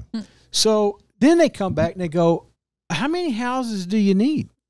I'm like, what? The same people? Same people, family? Same people, same church. Oh, okay. And this guy and his brother, he goes, I actually have more than one of these. So I was talking to my brother, and we really felt like we should offer you another one, which is incredible because what we really needed was more than one. We needed one for the residents and one for like a place to get out of the residence and go for like counseling. Right. Rehabilitate. The next step. Yeah. Yeah, right. So because we wanted them to get in one, just getting cooped up, you know, one little farmhouse is a little much. Did you have the demand? I'm sorry to interrupt, but no. I got all of these questions. Yeah. You're a brand new organization. Yep. Not many people, I would imagine, know about this yet. Not many. So how quickly were you filling the houses? How quickly were you filling bedrooms? What was the demand? Yeah. So did that escalate quickly to where you needed another house right away? Yeah. So the way that went down was this whole process of studying and learning and joining the coalition against, we were still learning a lot. And when we told them we're going to open a house, Homeland Security, FBI, local police, homeless shelters, other groups that worked with domestic violence and all kind of people. They're already running into trafficking victims There just wasn't any place for them to go around here. Mm-hmm. So once we had a director and we had a house, I mean, we filled it, boom. And then we always had a waiting list. So how long was it between getting the first house and the second house from the same guy, the brothers? 2 months. Wow. Yeah, they're like, you need another one? I'm like, well, you know what would be ideal if we had a second house is they'd live in one and they'd go to the other one for counseling and therapy and kind of have a little space where he's like, okay, same deal. You don't owe anything. And this is still 2014, 2015? It was that was all in 2015. 15. Yeah. So to answer your question, how did this happen? It's just one God thing after another, right? The Lord speaking to people responding. I will tell you though, it was a slow grind from the standpoint. Some of those things that seem like bam, they happen, but when you're a brand new organization, you're trying to get the word out and you're trying to raise the money and you're trying to raise the awareness. It takes a little while. I got a lot more no's than I got yeses, but one of the things, really, a lot more no's. No's to what? So you're unproven and you're new. So why would I give you money? Okay. You don't have a track record. Right. Okay. Fair enough. You apply for a grant from a foundation and it's very typical. They'll say, and I understand why, come back when you have 3 years of audited returns, right? And I'm like, I might not be around 3 years from now to give you audited returns if you don't invest now. They're like, well, that's the way it works. So again, it was just hand to mouth. COVID was brutal. It's a hard thing, but one of the things I'd learned along the way is if you have a vision from the Lord that's for real, not your idea or your concept or something you want to do for your ego or whatever, but the Lord's made it very clear, scripturally founded, biblically based, very tangible, and has confirmed it through others. You know what I mean? Yes. And so it's not just a whim or whatever. Yes. Then you don't stop doing what he showed you to do just because it gets hard or resources are scarce or whatever. And, if we don't give up, we will reap a harvest. And so we don't give up. And it gets really hard sometimes. And there's lots of spiritual warfare and there's lots of difficulties and challenges. And it's hard on staff and it's hard on volunteers and women that come and then later the children that come. I mean, they've been through so much and it takes some tough skin and a lot of love and a lot of perseverance. There's a lot of days it doesn't feel like it's worth it, but the lady told me the other day that's in the program, she said 2 years ago, I was eating out of dumpsters and I was being sold and I'd lost everything. My children, almost my sanity. I was helpless and hopeless and I was eating out of trash. And now look at me. And she got her high school diploma, GED. She's been in our program for 2 years. This is all glory to God. She's being reunited with her children. She's on staff with us now. I wondered if that happened, if you were at a spot yet where that was happening, where people are... It's just started happening. Yeah. And, that's just pretty cool. That's pretty awesome. Okay, so we're going to take a quick break, but I have one more question before we do this, and I've got a ton of questions to get to, and this could turn into a 5-hour podcast, and we're not going to do that. Maybe you can make it a series. We really could. My question before we go to break, to date, since 2015, that's when you officially opened a house, right? Yeah. How many individuals have you rehabilitated? Well, roughly. Rehabilitated past tense is somewhat hard to define because of the ongoing nature of trauma. But generally speaking, we're coming up on 200. That's incredible. And this is long-term work, right? It's not mass. You can't do mass healing. You can't warehouse people to overcome trauma. It takes time. But Women and children, we're coming up on about a couple hundred. Okay. That's just, wow. So cool.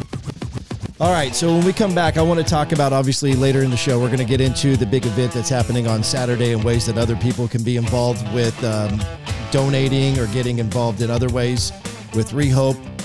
Want to get into more about the actual business and how the business has elevated to a whole nother realm. We'll do that next with Dr. Rodney Hammer of ReHope on the Papa Ron Podcast. The Papa Ron Podcast is brought to you by Dumar Solutions. Dumar Solutions, offering affordable chemical and PPE solutions for any industry. Automotive, industrial, manufacturing, concrete, and asphalt construction. Also offering kitchen cleaners, corrosion control, and specialty coatings. Detergents, cleaners and degreasers, laundry care, floor care, odor control, personal hygiene, and much more. Do more with Dumar. Inquire with any of your needs at DumarSolutions.com. That's DOMARE Solutions.com. Now back to the Papa Ron Podcast. Here's Ronnie Phillips. Oh.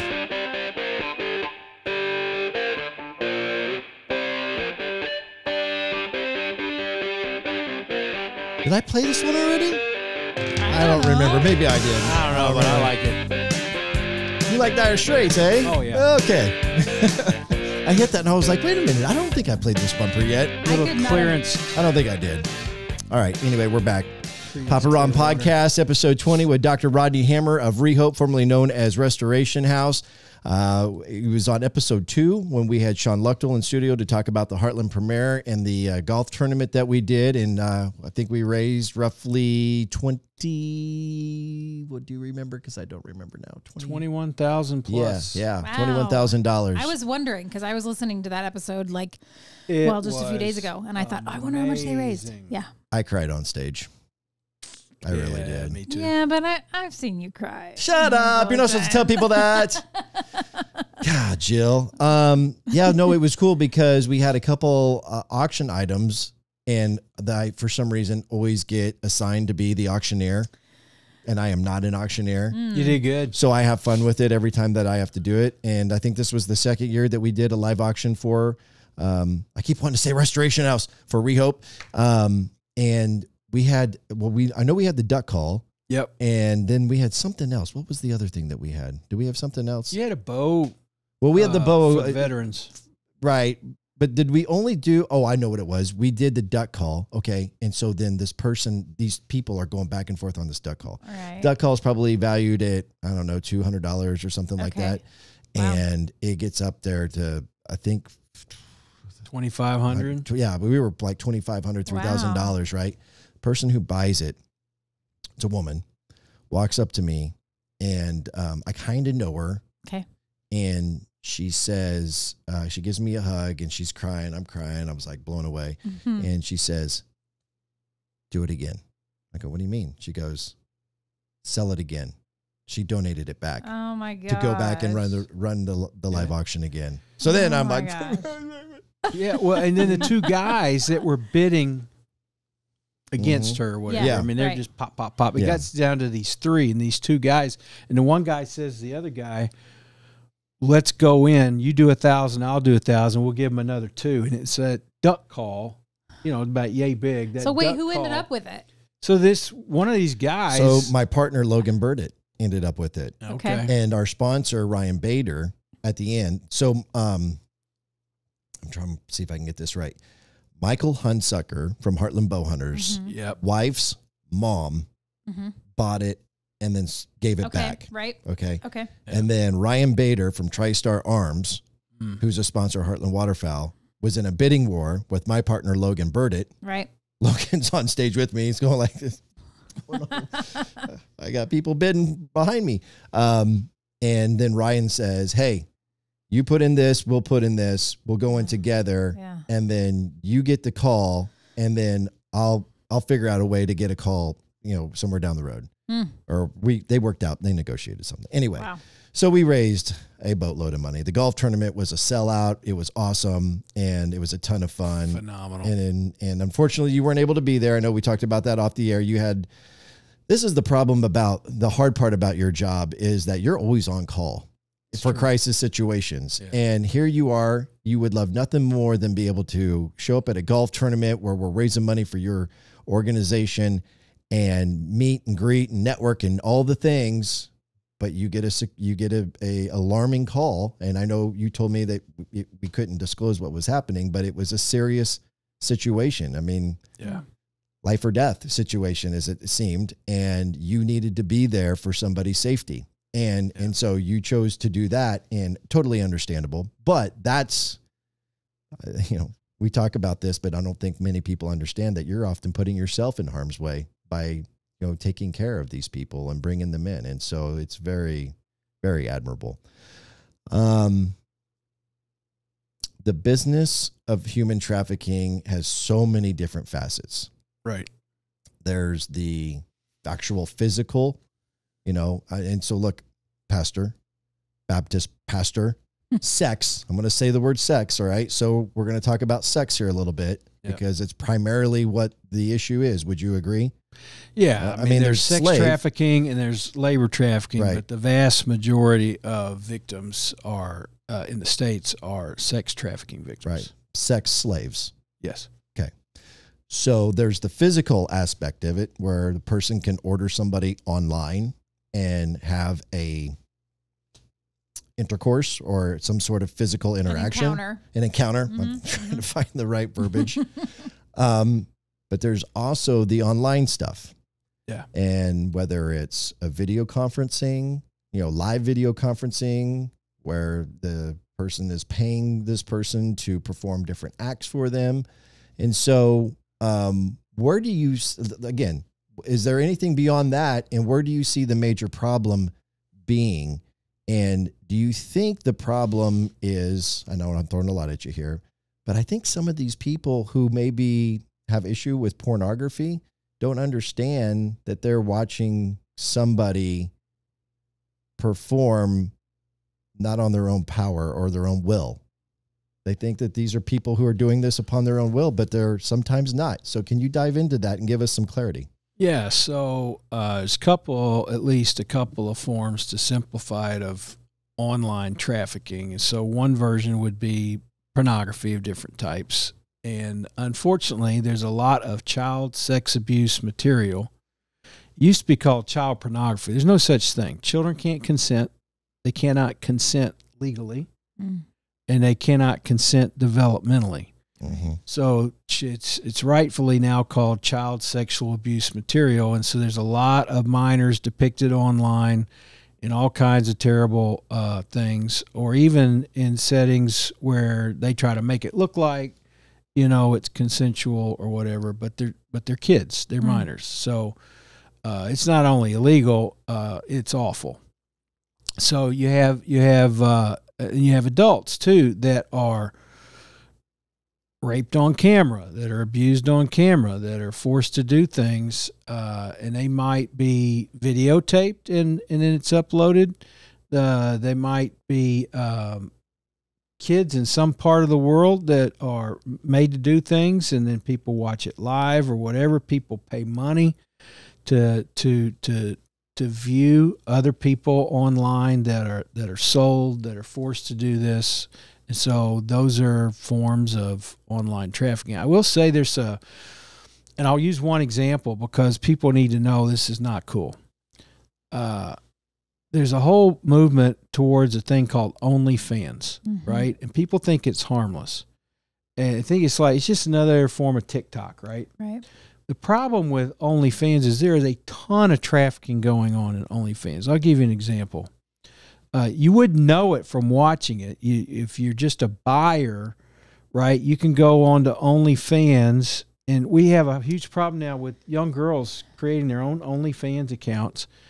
And a line I just read about this week was only ugly girls get high school diplomas. And the point is I make a lot of money online. If I'm decent looking, by doing various things online. So they'll get an OnlyFans account. But what happens a lot with OnlyFans is one, it's a myth that it's harmless. So even if a girl or a woman chooses to do that, it's degrading, it's emotionally harmful, and they're going to have lots of troubles. But on the trafficking side, what traffickers do a lot is they'll take a girl or a young lady, and they'll make them get an OnlyFans account. Again, the business model is high reward, low risk. So if I can get somebody by force, fraud, or coercion, the legal definition of trafficking, and a commercial gain for somebody when they do that, if I can get somebody to create an OnlyFans account and then make them record stuff and put it on there and sell it to subscribers, that's a form of trafficking, right? So I heard a testimony of a young lady that was forced to have an OnlyFans account. And so somebody would say, well, she chose to do that because she set up the account, she posts the ads, she takes the money. No, the trafficker was making her do it, but he's smart. So he didn't open the account, and he didn't do these things, he makes her do it. She has a quota. One time, she was forced to do these things, put them online, her account's growing, her subscriber list is growing, bringing in a lot of money. And she said, I didn't feel well and I was tired. And so I just kind of went offline for like half an hour. The trafficker texts me and says, well, I hope you enjoyed your luxury break there, being offline for 30 minutes. Your quota for the night just went up. And tomorrow morning at this time, if you don't have X amount of money in the account, and he's tagged into all of this stuff, you're going to get a beating. And so they use threats, they use violence, they use desperation, they use influence. So this testimony of this girl was actually during training for law enforcement about how to help victims of trafficking, how to spot it, and how to approach it. And an officer said, I'm just curious. If you don't want to answer, you don't have to, but what kind of money are we talking about? She said, I made $1.7 million for my trafficker over a 2-year period. One girl. It's crazy money. And one of the things I find disturbing about people's reaction to human trafficking is often the focus is on what's wrong with the victim. What happened to the victim? Why is this person being victimized? Why don't they get away from this? Why don't they not do this? Instead of asking, why do so many people want to purchase other humans? Right. Why is the demand so high? Why is there so many traffickers? There's so many traffickers because there's such high demand, right? It's business. There's huge demand. Somebody's going to supply it. And if you don't mind abusing, using somebody else, and you don't care what happens to them, then you'll meet that demand. And so we don't focus on the demand. We don't focus on the perils of pornography. We don't focus on the traffickers and the buyers and these other elements that are so integrally involved in trafficking. We want to ask what's wrong with the victim. And I find that really disturbing. And I guarantee you, if you spend any time talking to victims, we call them survivors because if they're still alive, they are survivors. Amen. And they're very courageous, strong people to have lived through what they've lived through. But when you get to know them, you talk to them, you'll understand that these are victimized persons. And they're not the problem. They're often the one that goes to jail. But they're the victim. They're the one being sold. Right. So it is a big problem. It's all around us. If people want to learn some more, there's a group called Polaris. It's kind of like the recreational vehicle, spelled the same way. Used to be called Polaris Project. Now it's just Polaris. But if you go to Polaris, they're the people that operate the National Human Trafficking Hotline. And they have the largest database of human trafficking cases, if you will, of anybody in the world. And so they study that data and they share it. And they've they've determined that there's 25 different types of trafficking, and I've alluded to a few. 18, I think, 17 or 18 of those related to sex trafficking, and some of them to labor trafficking. But you could go there and you could read that, and you would have a better idea of the breadth of different types of trafficking. And the online piece that you were asking about is one of those types of trafficking. That's Polaris.org, or do you know the site? I can't remember if it's .org or .com, but Polaris. It used to be called Polaris Project. Now they just go by Polaris. So you could search Polaris and wind up wanting to buy a UTV. But, yeah, that might happen. But that's not them. Yeah, it's the anti-trafficking group that runs the National Human Trafficking Hotline. Okay, so the URL that I am seeing here is polarisproject.org. Yep, that'll get you there. Yep. There you go. Even though they've rebranded to just Polaris, there's a lot of good info there. Department of Justice, Shared Hope International, ReHope.org, our site, Polaris. Those are some places you can go to learn more about the different types of trafficking and the massiveness of trafficking. So I want to dive into this. I think part of the problem, in my own unprofessional opinion, is there's a severe problem with sex being sold in all different ways outside of trafficking, right? Like everything that you see, yes. Like, whether it's because there's people out there who are doing sexy things online. They're not being trafficked. They're doing it on their own will, but right. And so sex, lust, all of these things, it's a serious problem. However, I think that people know what they know or don't. That people don't know what they don't know. Right. And I think that, let me back up. I'd like to think, and I hope that more individuals who are seeking that kind of content, if they knew what they are potentially actually seeing and knowing that that person isn't doing it willingly, that they're actually being trafficked, that might change the landscape a little bit. That doesn't maybe necessarily make it any better, for them to participate in that, but I'm just thinking it might change the perception a little bit. Does that make sense? Yeah, I think it's important for people to know that there is a lot of abuse, trafficking, exploitation going on in those digital spaces. Certainly not all of it, but a lot of it. And sometimes they think they're watching an adult, and they're not. They're watching a minor, a juvenile. And so how do we help those people? Because they need help too, right? I mean, absolutely. I think we need to, there's, and I don't want to discredit the amount of attention that needs to be brought to helping the victims / survivors, but there's a demand. Right. So how do you bring down the demand? You have to educate. Absolutely. I think education is important to understand what is actually the case, what is being seen, what is being done. I think helping people think through, what if that was their daughter? What if that was, their granddaughter? Would that change the way they think about it?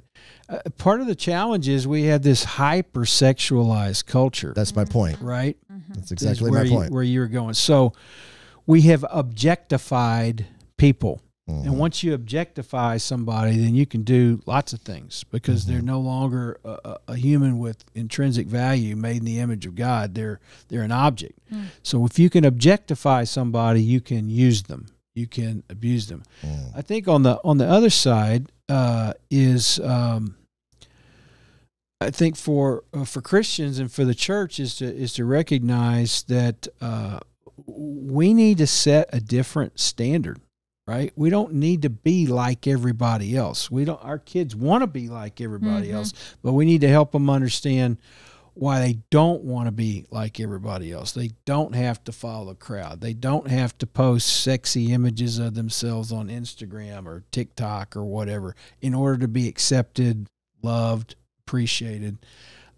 We need to pay attention to how we are loving and investing in and developing, our our own family members, because what traffickers often do, whether they do it online or in person or in some other way, they'll find somebody that's been neglected or abused or has a hole in their heart or a lack of an emotional need, a dad that won't give them love and attention, and they'll look for it. They have to have it. We're built that way. We are created that way. And when we don't get it, we're going to find it somewhere.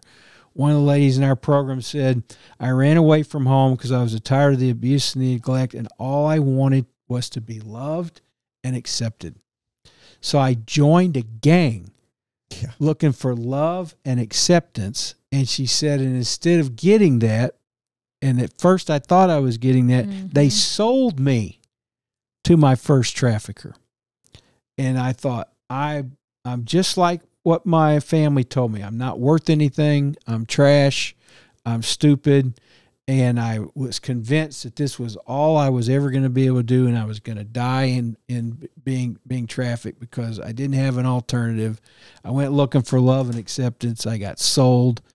And so there are these problems, but I want to make sure that we mention, and I was stuck at this place as well. It feels like there's nothing I can do about it. Problem's too big, too intractable, too complex, too yucky, too whatever. And what we've learned is that you can, on the prevention side, on the restoration of victims side, on the policy legislative side, on the awareness and education side, you can take the unique experience, gifts that you have, and you can change the lives of survivors of human trafficking. You can prevent human trafficking, and you can make a difference. And God has put in you some experience, some scars, some talents, some abilities. And whether you're the farmer providing the farmhouse, right, or you're a professional in the medical field or in some other field, or you're a business person, or you're in media, we need all of us, because this is a big problem, but we can make a difference. And you can make a difference whether it's with ReHope or the other organizations that are working in those different elements. You can make a difference. There is a solution. We do not have to live with this problem. Wow. Well, as a mom, I'm sitting here thinking, oh my gosh, like, do I worry about my own children? Like, is this something that I feel like they're loved at home? They're not who you're speaking to. At this point, anyway. Hopefully they never feel that way, right? And never become in a place where they're vulnerable, and easy to access in that way. But is that me being blind to think that, because we're a Christian family in the middle of Missouri, we live in the country, we're safe, they go to a rural school, nothing like that could happen. I've got 2 teenagers and a 3rd grader. Yeah, so I'll give you an example of a lady that used to be on staff with us, a wonderful person, and her story would fit your story. Okay. So she, middle class, 2 parents, church going, youth group, safe area. And she's in early high school, and her friend says, hey, these cute guys are inviting us to a party. Do you want to go? She's like, yeah, of course I want to go. Right. She says, okay, so Friday night, Saturday night, whatever it was, we have to sneak out because my parents aren't going to let me go unless I sneak out. And she's like, yeah, my parents aren't either. But they want to go to this party. Sure. Off they go to the party, and these cute older guys decide that they are going to abuse them. Okay. And I mean, I don't like to use this language, but they gang raped them. They filmed it. And then they told them, okay, if you tell anybody, I'm going to send this video to everybody. I'm going to put it online. I'm going to send it to your youth pastor. I'm going to send it to your parents. And they're going to see all this stuff that happened to you. Of course, being a teenage girl, that's horrifying. Right. And they said, so here's what you're going to do. Every weekend we tell you to, you're going to sneak out of the house just like you did to come to this party. And you're going to do what we tell you to do. You're going to have sex with anybody we tell you to have sex with. So they start selling them. What? in houses in the suburbs. She was scared to death to tell her parents. She was ashamed what had happened. And they said, by the way, if you don't think we're serious, we'll hurt your family.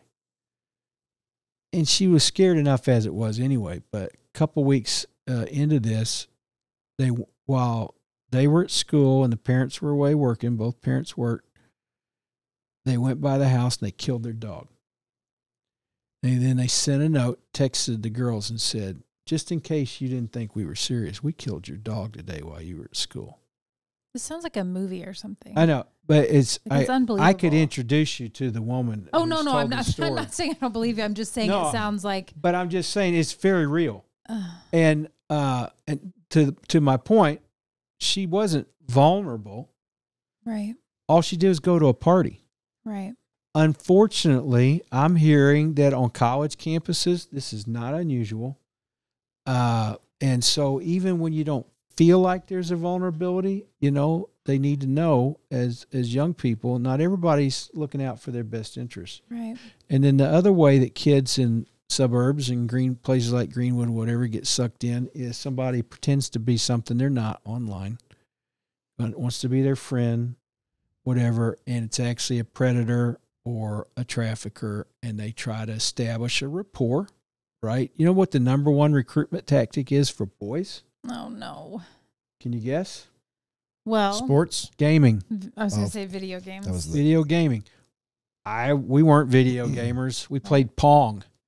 Right? Pong. Atari? Yeah, at my friend's house. It was like, Yeah. ooh. You didn't even have one. And then Pac-Man came out, and oh my gosh, the world has changed. But now they're very interactive. Yeah. Right. I didn't know that. Yeah. My son was in the back seat when he was in high school, and I'm like, what are you doing? He says, I'm playing a game. I said, well, that's cool. What are you playing? He says, oh, I'm playing this really cool game and I'm playing kids from all over the world. I said, what? He goes, yeah, right now. I got Brazil and Australia and whatever. I said, how do you know that? He said, well, it's got chat. It's interactive. And so what traffickers will do sometimes to groom a boy is they connect with them on an interactive game, and they get to talk, because you can be anybody you want to be online, right? And so they connect. So whether it's with a girl or a boy or whatever, they or even an adult, they'll try to establish a rapport and connect with them, and then go from there, and then try to exploit somebody or get them to meet them somewhere. So, on one hand, I want to freak all the parents out. On the other hand, you need to know what apps are on your kids' phones. Okay. What are some others too? I'm assuming if just video games, which seem harmless, and then it's fun, and how many kids are, like you said, your son was playing in the back seat doing this, Yeah. So is YouTube a concern? You hear all kinds of horror stories about Snapchat just for various reasons, but like, what are the biggies? What are the most of the apps that are bigger, the kids know, and I don't know. I've seen the list and I can't remember because I never heard of them before. Kick, TikTok can be a booger. A lot of them are innocent, but a lot of them are not. And I think the key is to know is to look them up, but know which ones are should you have your kids avoid, and then you should have password access to everything they do. Right. They have no need to have a smartphone until they're driving, in my opinion. Mm-hmm. You can have a phone, right? You can text and do all your fun, but you don't need a smartphone until you're driving, maybe. And then within that, you need to know what they're looking at, who they're talking to. They'll think that's really awful, right? But it's in your best interest to do so, and then talk to them, right? Talk to them about why. And that unfortunately there are these other things that go on. I just want you to be happy, safe, fulfilled, and you have their best interests at heart. But what happens is they're more tech savvy than we are, and we don't want to be that bummer parent. We're more concerned with being popular with our kids than being their parents sometimes. So all that is to say, there are you need to know what's going on. You need to make some safe parameters there. And then, of course, the stuff you're already doing, investing in your kids. Yeah. I tell guys, look, if you're not comfortable telling your kids you love them verbally, you just need to get over it. They have to hear it from you. Yep. They have to experience unconditional love. They have to hear it. They have to see it. They have to feel it. They got to know the hugs. They got to know that you love them unconditionally. And if you don't give it to them, somebody else will that won't have their best interests at heart. I couldn't agree more with that. So I have a 9-year-old daughter, and she has, when I say she has an iPhone, she doesn't have a phone number, right? She has an email address to where she can text family members, but she has to be on the Wi-Fi in order to do that. So, but with that, she's got the YouTube. Yeah. And she watches this. I mean, there's so much stupid stuff on YouTube that kids love to watch. Right. Really stupid stuff. Can we like get a petition started? It's not serious. It's just awful. Back in the day, it was I'm going to screw this up now. The toy review. Where this kid has made millions of dollars by toy companies sending him toys because they know he's going to play with it, and he's got such a huge following. Then the other kid watches this kid play with the kid. Toy. Mom, I want this for Christmas this year. Anyway, I digress. So she has this, right? And I can become that dad who is the bummer because I don't want her spending this much time or having this much access or whatever. But if there's one thing that I know that I'm pretty proud of is that I tell her multiple times a day, first thing in the morning, go to bed at night, and throughout the day that I love her. And huge. I give her hugs and affection, love and affection every day. And then when I get upset, and I'm only saying this because this is how I parent, I'm not trying to push this on anybody else, but it's speaking to your point or echoing your point. Yeah. And I think that if there's one thing that my daughter understands when she is in trouble or being disciplined is I'll ask her straight up, what is my job? Yeah. And she knows that it's two things. Well, I try to simplify it. It's more than two things, obviously. But for a 9-year-old, to simplify it, she says, to keep me safe and to make sure I grow up to be a good girl. And it's good stuff. You know, when you do a repetition, love and affection, and you give them that foundation, I think that helps. That is the number one prevention method. It is.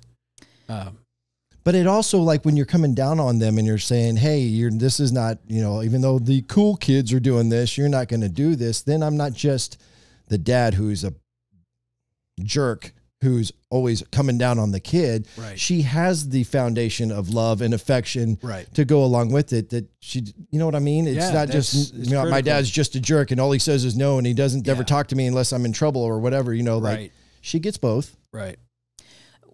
What I would say to that, because I've known of and probably heard more than known, but when girls get to be a certain age, sometimes dads then are like, ooh, I don't feel like I should hug them. I don't feel like, they start developing and start.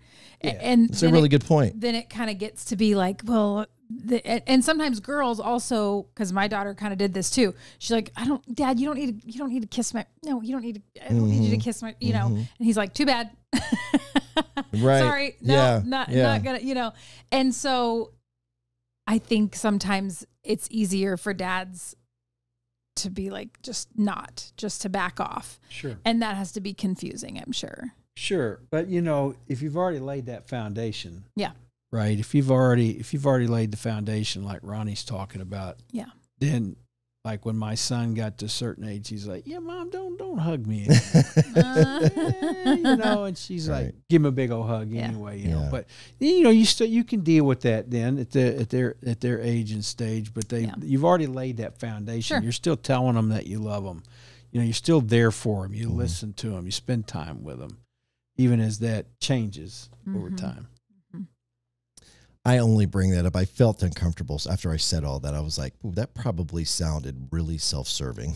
And I did not want it to come across that way. But I try to think about when I'm doing this podcast that I want it to be, I always come back to the word authenticity and authentic. Yeah. And if there is somehow, some way, one person who's listening to this who might be a father and they don't have a great relationship with their daughter because maybe they were growing up from a family who didn't show love and affection, and back then it was a completely different time. There wasn't a human trafficking issue, or at least not to the level of which it is today, and so maybe by sharing some stories and offering some perspective, it might be eye-opening to somebody to say, maybe I need to reconsider this.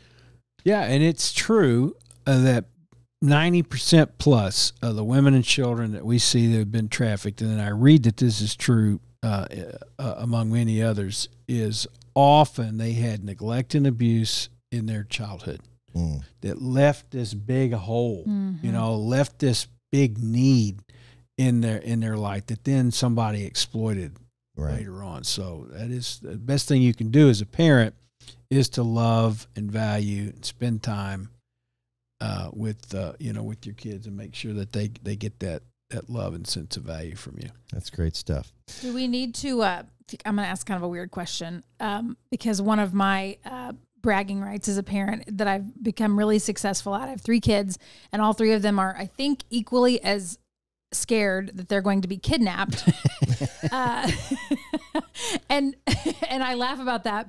I mean, it's because I don't let them go to gas station restrooms by themselves. I don't because I say, I don't know who's already in there. I don't just tell them, no, I don't want you to go by yourself. Like I explain to them from a very young age why I won't let them go to the bathroom at Walmart by themselves while I'm checking out, because I can't see and hear what's going on in there. My son didn't go in a men's bathroom when he was with me for a very long time.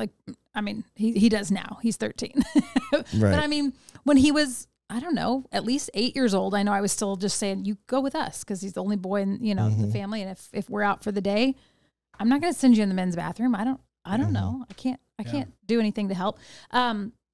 Is that, you hear stories, and I've seen things go around on Facebook before, most recently, and it's probably been a couple of years ago, but it was, the story supposedly happened at the Warrensburg Walmart, and there was a van outside, and then somebody was following somebody in the store, and they felt funny about it, and everywhere they purposefully went to different places and weird spots in the store, and this person always resurfaced, and they asked for the manager to walk them to their car or whatever, and then they saw the van and they drove off. And are these real things that really happen? Are these just stories people make up to get some sort of attention and go viral? Or I think stories like what was it, the pizza delivery traffickers or whatever is urban legend type stuff. Okay. I think 2 things. One, the van at Walmart is not the common way that trafficking happens, but sometimes it can be. High reward, low risk. That's very risky for them to be doing that. Super risky. Yeah. Right. Sure. That tends to be more a pedophile or predator. And unfortunately, in our day and age, you're right to be vigilant about that. It's not common. Okay. It's not the common approach that a trafficker would take, but it does happen. The girl that was at the American Airlines Arena in Dallas at the Dallas Mavericks game went to the bathroom, and she got taken. Yes. And she got trafficked. And she was... And thankfully, they found her within not too long of a period of time before it got too out of Right, I heard that story. And she didn't disappear. Right. So how old was she? She was 15, I think, which I was thinking to myself, middle teenager type. Like that would be an age where like I said about my son, well, I'd let him go. He's 13 now. I'd let him go. Maybe not. Yeah. So, to say that never happens is not true. So, there's a need to have some vigilance there. But on the other hand, that's not the common thing to look out for, but it can happen. Yeah. That's probably not the daily thing to be most aware of and talking to your kids about. Yeah. It's probably more the online. And it was like even with your daughter and I have a 9-year-old as well, and she's kind of in the same situation. We have an extra iPad. And so when she's done with schoolwork and done with this and done with that, she can use the iPad, and if it's on Wi-Fi, she can watch silly YouTube videos that are annoying. And so I've never asked her if, because, you know, now she can read and knows how to go in and type. Like, I've never asked her if she's ever commented on a video and had somebody comment back. I mean, I don't know, but maybe, I don't know if that's a way that it would happen. I don't know of any other really websites she uses, but I don't know. I don't know either. I do know that I probably err on the side of caution to an uncomfortable place. You know, like I was thinking, we talked about this in the episode that you did, that second episode. You know, when I was a kid, small town again, but we had a major highway that came through the town, Highway 36 in Kansas. And we could get on our bikes, go clear across town, go to the city lake, go fishing all by ourselves. We're fishing. You know, never mind the idea that we could fall in the lake and drown. Right. You know, there was no concern about anything, you know. And there wasn't Life 360 for your mom to know where you were. There wasn't a phone for her to call you for you to check in. Hey, Mom, we're me and Pat are gonna get on our bikes, have a fishing pole in one hand and a tackle box in the other, and pedal across town. Without a helmet. No helmet. As if that's not safe, you know. Right. Yeah. We just lived in a completely different time. Right. And nothing bad ever happened. We were never even confronted with anything like that. Yeah. And so I talk about that with my daughter, and I try to do it in a way that I don't scare the hell out of her, because that would be easy to do at 9. I just basically try to explain it. And I'm only saying this because I'm looking for feedback if there's something more I could be saying, but it's like, just be aware of your surroundings. Yeah. If you see something that looks suspicious, don't blow it off. Right. Or something that makes you feel uneasy. I've always told my kids that if they're at a friend's house or it doesn't matter where they are. You know, if something gives you a, whatever you want to say, a funny feeling in your stomach or something you can't shake, then. Or, hey, you want to go for a ride around the block with your friends on the bikes to where I can't visually see you or somebody on our street can't see you? Go make sure you have 2 or 3 friends with you. You know, make sure you're in a group. Don't go on your own. Don't go by yourself. Right. And so, I don't know. I'm hoping that that's the right things to say. Dr. Rodney Hammer. Well, I'm certainly not an expert on all that, but I think the ways in which you're describing how you love your kids and how you try to look out for them, and you know, maybe at 9 your daughter is, you know, doesn't even know how to do whatever. It's interesting to me though, they know how to do a lot more. Oh my gosh. My son, who's not even 2, knows how to hit the skip button on a YouTube video so he doesn't have to watch the entire commercial. That countdown is done.It skip. Okay. I mean, he's not even 2. Right. Wow. Yeah. So you should know what they're looking at. Yep. You should use the parental settings that they don't have the password to change. Right. And explain that this is just you loving them well. Yeah. Yeah. All right, we're over 2 hours, so we're going to try to wrap this up. Naturally, listen, not everybody, I'm hoping that many people will be able to hear this. I'm hoping I can get it produced in time for people to hear this before the event on Saturday, October 8th. There's going to be many who are not going to be able to hear this in time. And so what are ways or other events that you have coming up in the future to where if people have heard this conversation, they've got their eyes open to the serious issue of human trafficking, they have resources, they want to be involved as a volunteer or whatever the case may be, how can they get more involved, and what other events do you have coming up in the future? Yeah, so somebody that would like to learn more, get some good input on what trafficking is like and how they can prevent it or how they can be a part of opposing it or protecting their kids, all those things. There's a free training event in conjunction with some partners of ours from the Human Trafficking Training Center. And they're close partners of ours, and they are leading a training at Westside Family Church over on the Kansas side. On October the 13th. Okay. And I believe that's a Thursday next week. And it's free. It is a daytime training. It's from like 9 to 4, but you know, if you can only go for part, but it's training about human trafficking aimed at the general community. The 14th, it's for law enforcement. So if somebody's listening and they're in law enforcement, both of which you need to register for. So if you just go online to rehope.org, under events, you'll see the Human Trafficking community training event. On the 28th, if you're any kind of a professional that works with homeless or at-risk populations, or trafficking, or you're a social worker or a hospital worker, or any of those types of things, you work at a shelter, you volunteer at a shelter, or something like that. On October 28th, there's a day-long training at Children's Mercy Hospital, led by another colleague and partner, Heidi Olson. And there they can get continuing education credits. And again, that's listed on rehope.org under events on our website, and somebody could register there. On November the 5th, we're going to have what we call Vision Day. It's out at the farm at our adult women's campus. You can tour the model tiny cottage. You can pet and feed the ReHope goats. We have a little goat herd of Nigerian dwarf goats. We got chickens. We call it the farm. It's got a garden. You can see the property. You can go in the activity center where the ladies make survivor-made products that we sell in Greenwood at the ReHope Market and Cafe. So you can kind of get a little update. Calling it Vision Day, you can understand where we're going, what we're trying to do.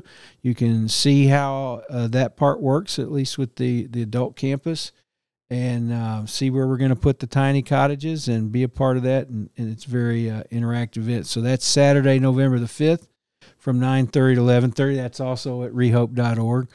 And then also on the website, you can click Get Involved, and you can see, you can check Volunteer. And then there's a little form to fill out.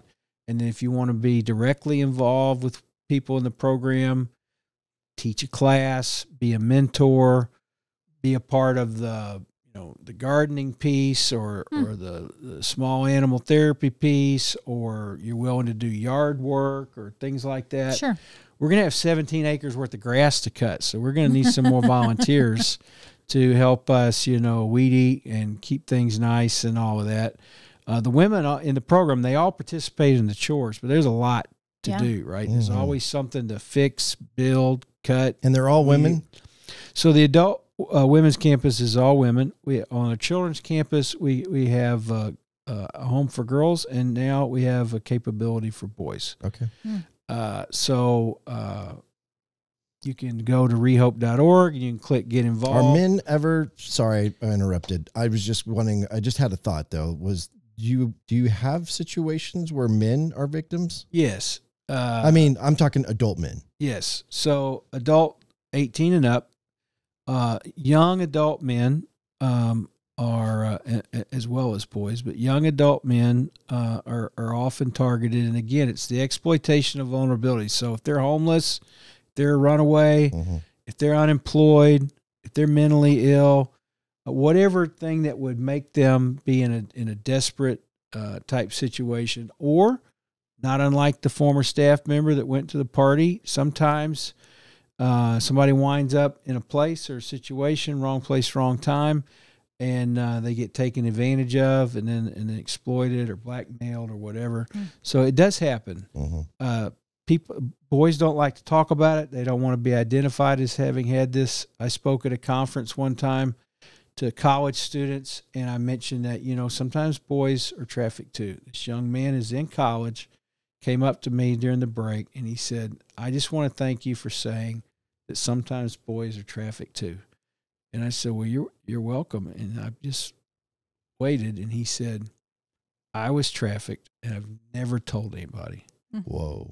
And he said, but you saying that gave me permission to tell somebody. I said, do you want me to help you? He said, nope. He said, I don't want you to tell anybody else. I want you to mention my name, right? He didn't want to be identified. He didn't want me to get him with a counselor.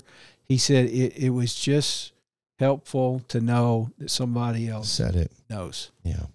And so that was the first time I'd met a young man that had been trafficked, but it does happen. Yeah. It does happen sometimes. So people can go to rehope.org. They can see how to donate. They could contribute toward the Tiny Cottage project, which is a transitional living community for survivors that are in our long-term program, and gives them a transitional, semi-autonomous place that's safe, that's still in a supportive environment, but a stop that we found that's really helpful before they reintegrate into society. There's just they need some steps to take to make that progression, to work, save money, and have their own little place. We're excited about that. Yeah, that is so cool. We're going to have at the event on Saturday, if somebody does make it to Over the Edge at the Overland Park Marriott this Saturday between 9 and 3, we're going to have a little tent.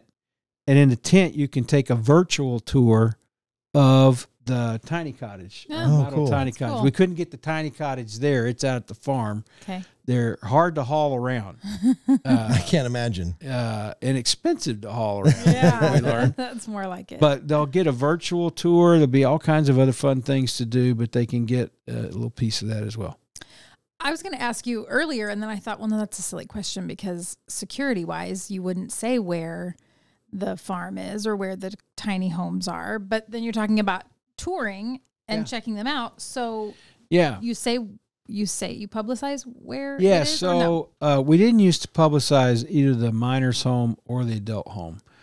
And because when we were in the farmhouse, there was really no way to guard anybody's privacy. It's like, I mean, there it is, and this is us. Yep.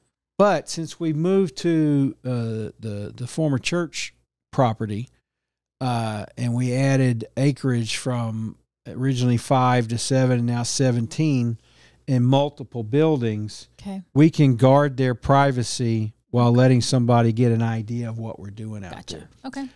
Secondly, the business model, high reward, low risk. Traffickers don't usually try to reacquire a victim because it's too high risk. So if you go from, let's say, downtown Kansas City and you're a trafficker and somebody, by whatever means, winds up with us to recover from that, they're not going to leave downtown Kansas City to come outside of Harrisonville where we're going to see them coming. That surprises me a little bit. Yeah. Because that's their moneymaker. Yeah, and you know why? One, they don't want to take the risk, right? It's high risk now. That's never happened. Not to us. Wow. It's possible, but that's one of the reasons I would think was one of the reasons we chose a rural model, right? Mm-hmm. It means we got to drive people all kind of distances to get to different things, but it gives us a buffer, right? If we were located on Independence Avenue in downtown Kansas City, security would be a big issue. Yeah. Right. But so if they come out to our area, they're going to stick out like a sore thumb. We're going to know this is not somebody that's supposed to be there. If you come out, you're going to wear a visitor badge. Yeah. You're going to sign in. We're going to know you're coming. And even if we're actually installing a fence and a security gate and all of that soon as we're expanding. But generally speaking, they're not going to take the risk to reacquire because, secondly, it's so easy for them to go grab some more. Right. They know how to groom. They know where to find desperate young people. They know what to look for. I'll give you another example. Our foster care systems are severely broken. And when kids age out of foster care, if they haven't been placed in a family already long term, they're on their own. Turn 18, boom, you're an adult. You can go and do what you want. Your foster care support is over. And a trafficker named Big Mike, who got busted on the Kansas side, he used to sit outside one of the offices, foster care offices. And he would sit there in the parking lot, and a kid would go in. It's kind of like getting out of the military. You got to go sign the paperwork. Mm-hmm. You know, I'm 18 now. I'm on my own. I was in foster care. I wasn't adopted, or I'm not in a place in a family where I'm on my own. And they'd walk out of there, and Big Mike would say, "Hey, kid, you need a job? You got a place to go? Where are you going to stay tonight? You need some food?" And when they didn't have anywhere to go and anybody to be with, whatever. It was so easy for him. He'd just scoop them up. And he'd say, I'll help you out. Nobody from the church was there. Nobody from the college was there.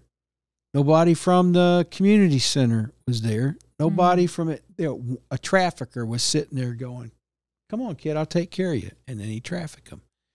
And so it's not like they have to work that hard sometimes. Sometimes they'll spend months grooming a kid, right? And that's what I think about when you talk about the gaming side of it. It's like, man, that would take some time. That takes some time. COVID shortened that time frame. Oh, I bet. Because so much more time online.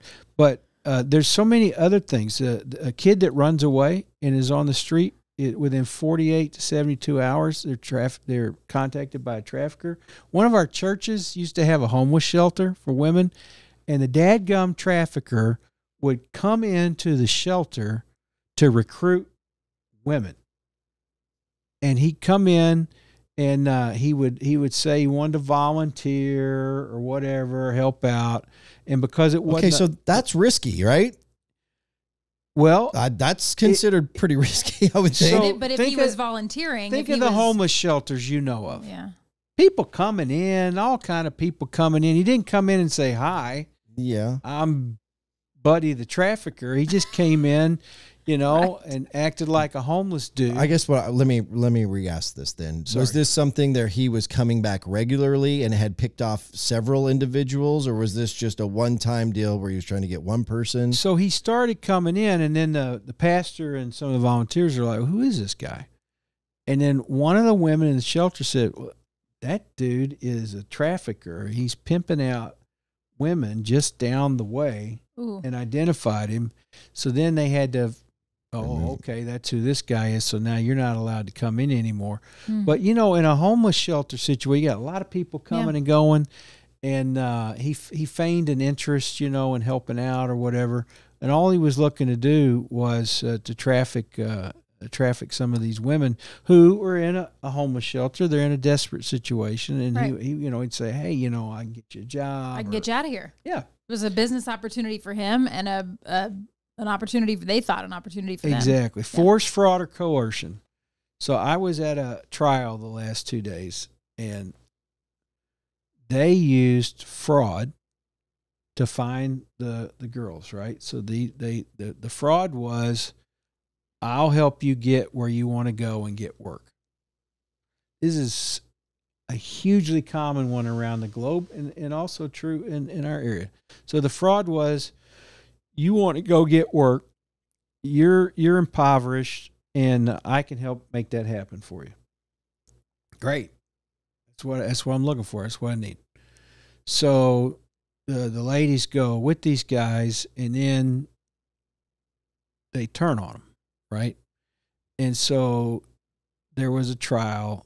These two women in particular stayed with us 4 years ago, and they just now went to trial. 4 years later. 4 years later, they got trial dates. There was 3 of them, so this was the third trial. So probably 3 years before the first trial. But I say that to say, as an example, that was fraud. It was not difficult for the traffickers. They needed work. They wanted to go to another part of the country and get work. And these guys said they could help make that happen for them. And then once they got them on the road, then they did other stuff to them. And so it wasn't like it was this elaborate scheme, right? I mean, it wasn't this, amazing strategy. It was like, okay, you have a vulnerability. I understand what that vulnerability is, and I will present myself by force, fraud, or coercion. And fraud is probably the most common. Another one is they call it the Romeo pimp. And so, they say to your 15, 16-year-old, I'm a 23-year-old, whatever person, and they start to try to establish a relationship. Oak Park Mall, a busted trafficker a few years back at Oak Park Mall. He said, I just go to the mall. Of course, now kids don't hang out at the mall because there aren't any malls left.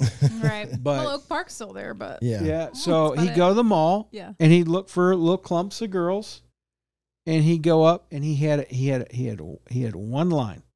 His line would be, "Oh, your eyes are really beautiful." And if the girl looked back at him in the eye and said, thank you, and walked off, he just leave him alone. The one that looked down and said, no, I'm not, he's like, boom. That's the one I'm after. No self-confidence. So then he starts, then he's like, okay, that one's got poor self-esteem, et cetera. And so I'll just start flattering her and whatever. And he would pick off girls from Oak Park Mall.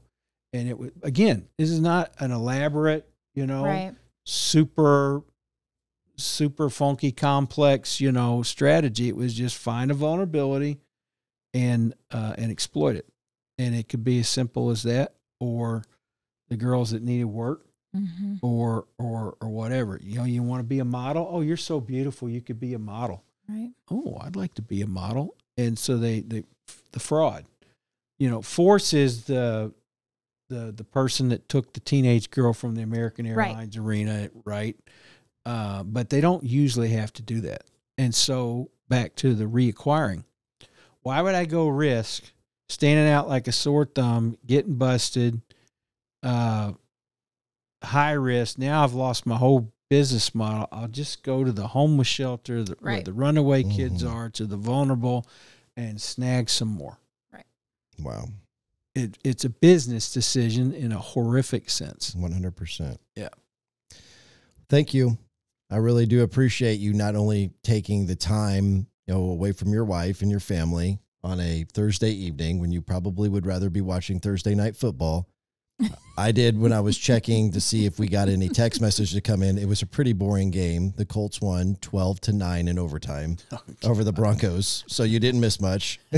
I know you're a sports fan, so I thought I'd break that to you. I'm glad the Broncos lost. Right. It's all good. That's right. The Broncos lost. But in all joking aside, thank you for your unwavering commitment to not only the Lord, but also this process. And you're just so passionate about it. I have so much respect for you as a person and the mission. You're an inspiration. And I know you don't take compliments very well, but what I see you conduct yourself the way that you do, and you speak in conviction, then it's an inspiration to me as a man. So for whatever that's worth, I appreciate that. Well, thank you. I appreciate it. Thanks for the opportunity. Yeah. I'm afraid we probably lost a bunch of people by this time. They're like, I didn't sign up for the parental seminar there. Yeah, that's all right. Aww. But hopefully something in there is helpful for folks. We appreciate the opportunity. Yeah, and I guess more than anything, I just want to, if I can get this thing turned around and out to the masses before Saturday, please come out to the Over the Edge event starting at 9:00 in the morning at the Overland Park Marriott, Saturday, October the 8th. I'm going to be there helping out until about 12:30, and would love for everybody to come out. But if you can't, and you don't hear this until afterwards, but you want to somehow be involved with ReHope and all of the different events and fundraising or volunteering, and there's a lot that needs to be done, please go check out rehope.org. And you can also go have coffee. Next time you want to go have coffee, that's it. You could maybe not go to the big chain place that maybe you normally go to, and maybe go to ReHope. Yeah. We did that a couple weeks ago, and we were out there with my mom and sister, and good. We had a good time. Good. Yeah, Main Street Greenway. Main Street That's Greenway. right. Market and Cafe. That's right. Just down the street from RP Enterprises. Oh my gosh. All right, that's going to do it. Thanks again to Dr. Rodney Hammer for being here tonight. Thanks to Jillian Gregg for being here and a part of the Papa Ron podcast. I also want to thank Dakota Thurn, Quentin Verlinick of Marathon Media Management for being a big inspiration for doing this podcast. Rick Hunter and Rich Donovan for helping with the imaging elements. That's episode 20 of the Papa Ron podcast.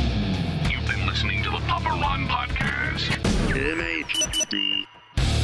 If you enjoyed this show, hit subscribe now and tell your friends on Facebook, Instagram, Snapchat, TikTok, and other social platforms. To participate on the show, leave a message with your comments or questions by calling or texting 816-558-6389. That's 816-558-6389. Until next time, thanks for listening to the Papa Ron podcast.